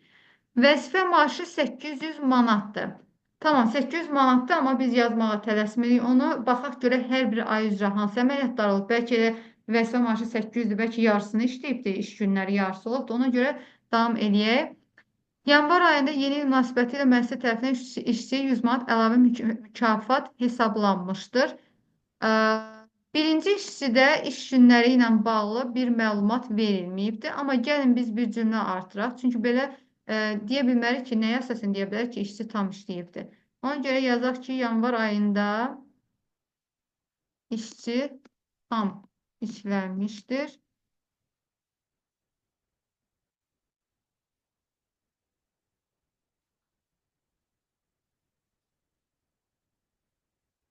Okay. Və yeni il münasibətilə də işçiyə əlavə 100 manat mükafat hesablanmışdır. Mükafatdır, bonusdur, bunların heç bir azad olması yoxdur. Vəzifə maaşı 800-dür, tam işləyibsə 800-ü tam götürürük. Əlavə olaraq da 100 manat bonus verilibdir.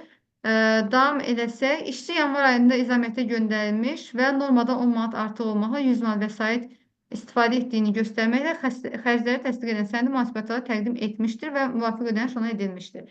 Ezamiyə ilə bağlı diqqətli olun. Fiziki şəxsə ödənilən ezamiyə xərcinin əgər təsdiq edici sənədi varsa, işçiyə ödənilən məbləğin nə olmağından asılı olmayaraq, azdır, çoxdur, normaya bərabərdir, artıqdır, heç bir fərq yoxdur, ümumiyyətlə məsələdə nəzərə almırsınız.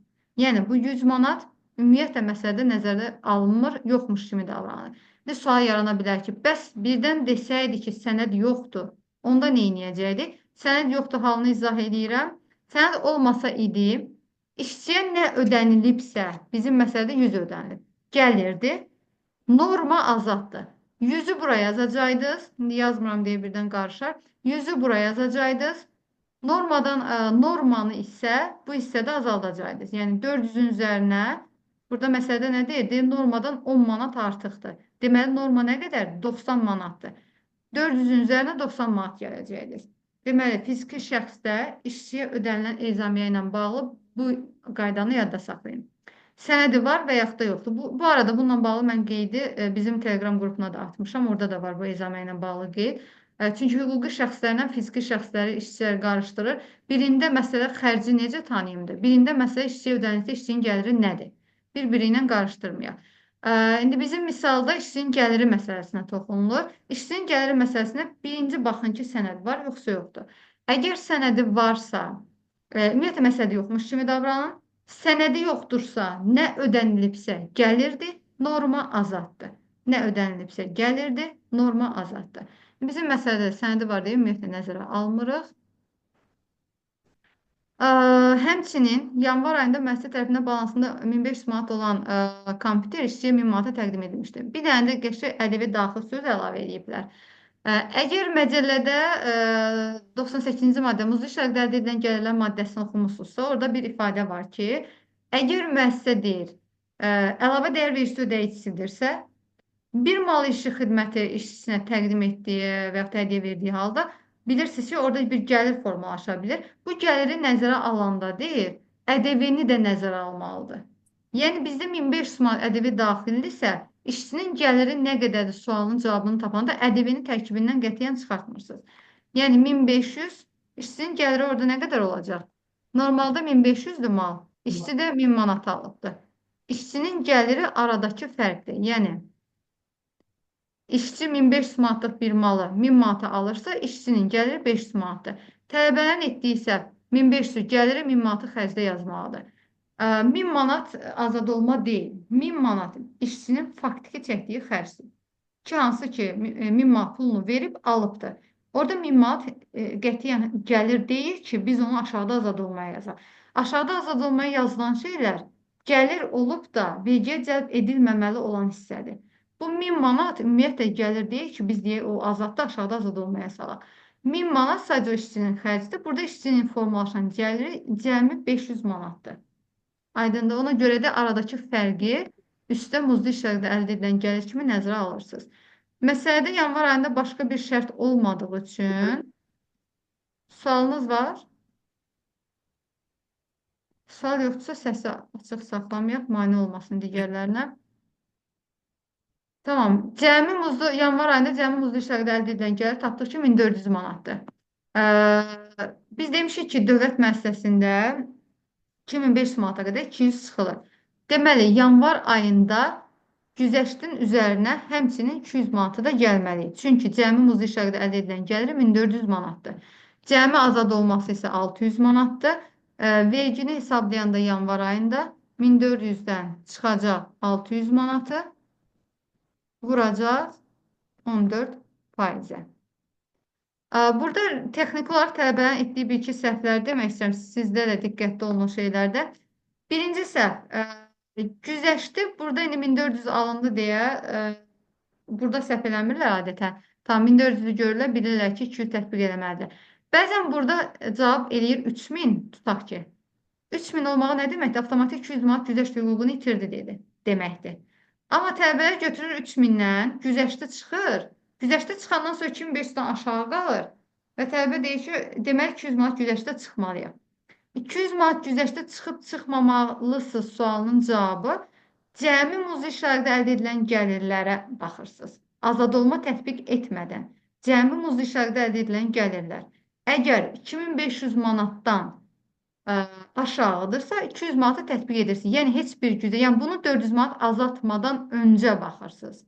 Biz öncə baxdıq ki, 1400 bəli 2500-dən aşağıdır, demək 200 tətbiq edəcəyik. Və ikinci, bu birinci edilən səhvdir. İkinci edilən səhv odur ki, bundan bunu çıxıb birbaşa 14%-i tapmaq. Bizim məsələdə birbaşa 14%-i tapa bilirik, çünki çıxdığımız rəqəm 2500-dən az alınır. İndi düşünün ki, burada güzəş olsaydı 3500. Çıxanda 600 nə qədər qalır? 2900 qalır. 2900-də siz birbaşa 14%-i tətbiq etməyiniz o demək ki, hesablama qaydasını bilmirsiniz. Çünki hesablama qaydası necədir? 2500-ün deyir 14%-ni tap, 2500-dən yuxarı olan hissənin 25%-ni tap. Siz burada nə etməlisiniz? 2500-dən 14%-ni tapmalısınız, üzərinə gəlirsiniz. 2900 demişdim də, 400 manatın 25%. Aydındır? Yəni o gəlirdən güzəştə çıxandan sonra alınan rəqəmin 2500-dən yuxarı aşağı olmağına baxın, biləsiniz ki, faizi nə tətbiq edəsiniz. Yəni birbaşa 14% tətbiq eləmirsiniz. Sual yoxsa fevral ayına keçirəm. Yanvar ayı ilə bağlı kimdəsə sual var? Yoxdur sual, tamam. Fevral ayında 20 iş gününü işləyibdi.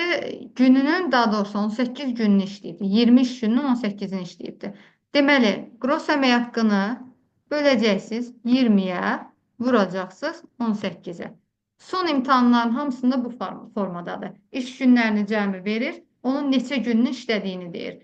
mütləq şəkildə cəmi iş günlərinə bölüb neçə gün işləyibsə ona vurmalısınız. Çünki əmək haqqı işlənilən günlərə verilir. 2 gün isə ödənişsiz məzuniyyətdir. Ödənişsiz məzuniyyət odur ki, heç məzuniyyət haqqı hesablamanıza ehtiyac yoxdur, çünki ödənişsizdir. İşçinin maddi çətinliyi səbəbindən işçinin banka olan borcu müəssisə tərəfindən bağışlanmışdır və məcəllədə də var ki, işə götürən tərəfin işçinin borcunun ödənilməsi onun muzlu işlərdə əldə edilən gəliridir. Deməli, 700 manat işçinin muzlu işlərdə əldə edilən gəliridir. Ad günü ilə əlaqədar olaraq fevral ayında vəzifə maaşının 2 misli. Vəzifə maaşı 800 manatdır. Deməli, 2 misli qədər də ona mükafat verilibdir. Cəmi muzlu işlərdə əldə edilən gəlir bu qədər olacaqdır. Tapdıq ki, 3020 manat eləyir. Tamam, 3020 manatdan 200 manatı çıxacaq mı? Çıxmayacaq, çünki 2500-dən yuxarıdır. Deməli, azad olmamız elə cəmi 400 manatdır. Vergini hesablayanda birinci 3020 manatdan çıxın 400'ü. Nə qədər eləyir? 2620 də düzdür. Okay. 2620 manat eləyir. Deməli, siz 2500'ünü 14%-dən tapacaqsınız. Üzərinə gələcəksiniz. 2620'dən çıxacaqsınız 2500'ü. Yəni 2500 manatdan nə qədər artıq qalıbdır? Həmin hissənin də 25%-ni tapacaqsınız. Okay. Gəlin bu hissəyə də hesablayaq. Sual var burayla bağlı. Demək, səhv yazmamışıq rəqəmləri. 2514% üstəgə 2620 manatın çıxır 2500 vurur 25%. Okay. Sual olan var burayla bağlı. Sual yoxsa mart ayına keçəcəm. Sual yoxdur. Tamam. Mart ayında işçi 16 gün işləyibdi, 4 iş gününü isə işləməyibdi. Deməli, 800'ü böləcəksiniz 16'ya, daha doğrusu iş günləri nə qədər idi? 16 iş gününün 4'ünü işləyibdi. Okay. Bölürsünüz 16'ya, vurursunuz 4'ə, üzərinə gəlirsiniz. Deyir, qalan 18 təqvim günü isə əmək məzuniyyətində olub. Okay, biz artıq əmək haqqını verərkən məzuniyyət haqqını hesablamalıyıq. Məzuniyyət haqqını da praktikada hesablama qaydasını bilirsiniz. Əvvəlki 12 ay toplanır, 12'yə bölünür, 1 aylıq tapılır. Daha sonra 30,4'ə bölünüb, neçə təqvim günü məzuniyyətdə olubsa, onun sayına vurulur. İndi bizdə də sizə təbii ki, son 12 ay verilib, onu hesablamağı tələb etməyəcək deyə. Baxın, deyir, məzuniyyət haqqının hesablanması məqsədi ilə orta aylıq əmək haqqı 912 manatdır. 912 manatı hazır verir sizə. Ona görə 912 manatı bölürsünüz 30,4'ə, vurursunuz. Neçə təqvim gün məzuniyyətdədirsə onun sayına. 18 gün məzuniyyətdə olubdur. 30,4'ə bölüb 18'ə vurursunuz. 30,4 hardan çıxdı? Bəzi aylarda 29'dur, bəzən 30 gün var, bəzən 31 gün var deyə ortalama olaraq orta aylıq əmək haqqı bir günə düşən əmək haqqı hesablamaq üçün qəbul edilən rəqəm 30,4'dür. Onu əzbər yadda saxlayın. 912 30,4'ə böləndə bir günə düşən əmək haqqını tapırsınız. Əgər 18 gündə məzuniyyətdə olsa, bir günə düşən 18'ə vurursunuz və məzuniyyət haqqını hesablamış olursunuz. Məsələnin davamında deyir ki, məhkəmənin qərarına əsasən işçinin aylıq əmək haqqının 20% aliment olaraq qarşı tərəfə ödənilmişdir. Bu təbii ki, çaşdırmaq üçün verilib. Çünki işçinin aliment ödəməsi onun gəlir vergisinə heç bir təsiri yoxdur. Sadəcə olaraq siz məcəllədə oxumusunuz ki, aliment ödənişləri gəlir vergisinə azaddır. Aliment ödənişini gəlir vergisinə azad edir. Kim üçün azad edir? Onu qazanan tərəf üçün. Bu şəxs məsələdə ödəyən tərəfdir. Ödəyən tərəfin gəlir vergisinin hesablanmağında ümumiyyətlə məsələdə heç bir yerdə təsiri yoxdur. Tələbələr nə edir? Tamam, onun 20%-ni tapır və götürür azad olmada onun 20%-ni yazır. Məcəllədə azad edir gəliri qazanan tərəf üçün. Gəliri qazanan tərəf bu pulu kimə ödəyirsə o tərəfdir. Əgər o tərəfin gəliri haqqında məsələdə məlumat verirsə, təbii ki, aliment gəliri həmin şəxsin qeyri-sahibkarı fəaliyyətindən gəliri olacaqdı, tam olaraq da azad olacaqdı.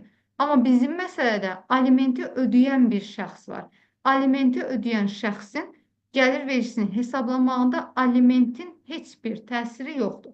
Sadəcə olaraq bu fiziki şəxsin tutaq ki 900 manat net əmək haqqı alacaqsa 900-ün müəyyən hissəsini qarşı tərəf ödəyir. Bunun gəlir vergisinə heç bir aidiyyəti yoxdur. Aydındır?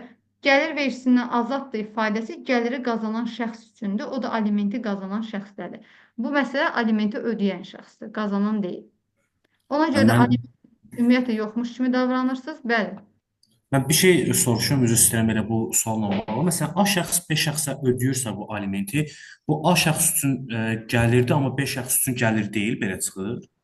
Yəni Yox. A bildiniz şəxs başa A B-yə ödəyir. Aha, A-nın xərcidir. Orada heç gəlir formalaşmır. A-nın xərcidir. aha. Ödəyir, pulu var idi, ödəməlidir qarşı tərəfə. Burada gəlir yaranmır axı, nə gəliri? Yox, biz məsələn bayaqlar siz izah edirsiniz, məsələn deyirsiniz ki, aliment azad tutucu deyil. İndi bu Aha. aliment ödənişi, yəni ödəyən üçün azad deyil. Onu əldə edən üçün azad tutucu deyil. Bəli, təbii ki. Çünki gəliri qazanan kimə ödənilibsə odur. Aliment ödəyən gəlir qazanmır, axı əksinə pul itirir. Aydın oldu. Bəs indi bu məsələdə bu 20% həcmində aliment ödənişi, indi burada necə yanaşacağıq biz buna? Burada heç nə, ödəyən tərəfdir. Məsələdə deyir gəlir vergisini hesabla. O gəlir qazanmayıb axı ona deyək ki, hə bunun məsələyə nəsə bir təsiri var. O sadəcə olaraq işçinin net əmək haqqısından o qədər ödəniləcək qarşı tərəfə. Bunun gəlir vergisini hesablamağına riyazi olaraq heç bir təsiri yoxdur. Siz adi qayda tutaq ki, sizdə müəssisədə işçinizin birinə məhkəmə qərarı gəlib ki, əmək haqqısından tut falan qədər ödə. Siz gəlir vergisini hesablayanda nəyəsə təsiri olur o qərarın? Yox. Siz adi qayda Tutkular hesablayırsınız. çıxıldıktan sonra aliment hesablanır. Necə? Tutkular çıxıldıktan sonra aliment hesablanır.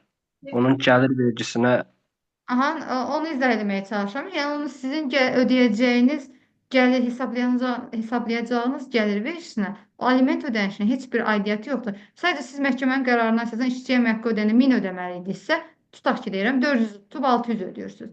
Amma o vergi o işçi üçün hesablanmağında o alimentin heç bir təsiri olmur. Aydındır? Onda belə çıxır ki, müəllimə bu aldadıcı sualdır burada. Aldadıcı deyəndə ki, siz aldanmayın da. Yəni elə salıblar ki, siz onu gəlir kimi salıb daşasınız, qarışdırasınız. Normaldır yəni bu tipli sualların salınmağı. Yəni nəzərə alınmır o demək deyil ki, yəni sizin məqsəd burada sizi çaşdırmaqdır. Yəni sualdır da salıblar ki, sizin biliyinizi yoxlayırlar. Siz başa düşməlisiniz, aliment ödəyən şəxsin necə gəliri ola bilər? Axı bu ödəyir. Bu da xərc kimi tanıyırıq. Xərc kimi tanımırsınız, qarışdırmayın. Məsələdə iki sətri var. Gəlir sətri 10 ballıqda. Gəlir sətri hansı ki işçinin gəliri deyil. Demək ki, Sadəcə nəzərə alınır. Bu qədər sadə. bəli. Və azad olma sətri var. Azad olma tamam əzbərləmisiniz. Əla. 103-cü maddə əzbərləmisiniz. Amma kim üçün azaddır? Gəliri qazanan tərəf üçün. Bu isə ödəyən tərəfdir. Demək ödəyən tərəfin nə gəliridir, nə də ki azad olmaya salmalıyıq. Onu sadəcə məsələdə yoxmuş kimi davranır. Hə, bu məsələdə əgər verilsəydi ki, işçiyə net nə qədər ödəniləcək, hansı ki belə bir sual heç vaxt verilmir. Çünki orada gəlib DSMF-ni də hesablayırsınız, tibbində falan belə bir sual düşmür. Əgər onu versə idi, bəli, onda təsiri var idi. Siz qrosdan bütün tutulmaları tutanda alimenti də tutub qalan sizə deyəcəydiniz ki, net budur. Amma bizdə zaten məsələdə onu soruşmur. Sual var. Sual yoxsa gəlin 3-cü işçinin də riyazi olaraq hesablamasını tamamlayaq. 740 manat olmaq o deməkdir ki, artıq 3-cü işçi üzrə də biz güzəştə 200 manatlıq güzəştə tətbiq eləməliyik. Deməli, 3-cü işçinin də güzəştə 600 manatdır. 740-dan çıxırıq 600 manatı. Çıxılsın 600 manat. Vurulsun 14%. Sual olan var burada. Misal bu qədər. Başqa bir şey məncə misalımızda qalmayıb. Okay. Məsələmiz bu qədər. İki misalla bağlı tamam biz detallı baxdıq. Digər suallarda sadəcə strukturunu sizə göstərəcəm ki, ƏDV-nin cavab kartı bu formatdadır. Hansı ki stabil cavab kartıdır. Cavab kartı dəyişilə bilməz. Jurnalda da çap olunur ki, yəni ədəbi olaraq o sual bu formatda düşür. Sadələşmişin də cavab kartı düzdür bu formatdadır. Jurnalda da belədir. Sadəcə son imtahanda cəmi 2 rubl almışlar və bundan sonraki imtahanda da cəmi 2 və yaxud da maksimum 3 rubl salınmağı nəzərdə tutub. Amma mahiyyət olaraq, struktur olaraq dəyişmir. Sadəcə rublərin sayı sizə az verilə bilər. İzahla bağlı bu qədər. İndi mən rekordu dayandırmaq istəyirəm. Nəsə bir suallarınız varsa.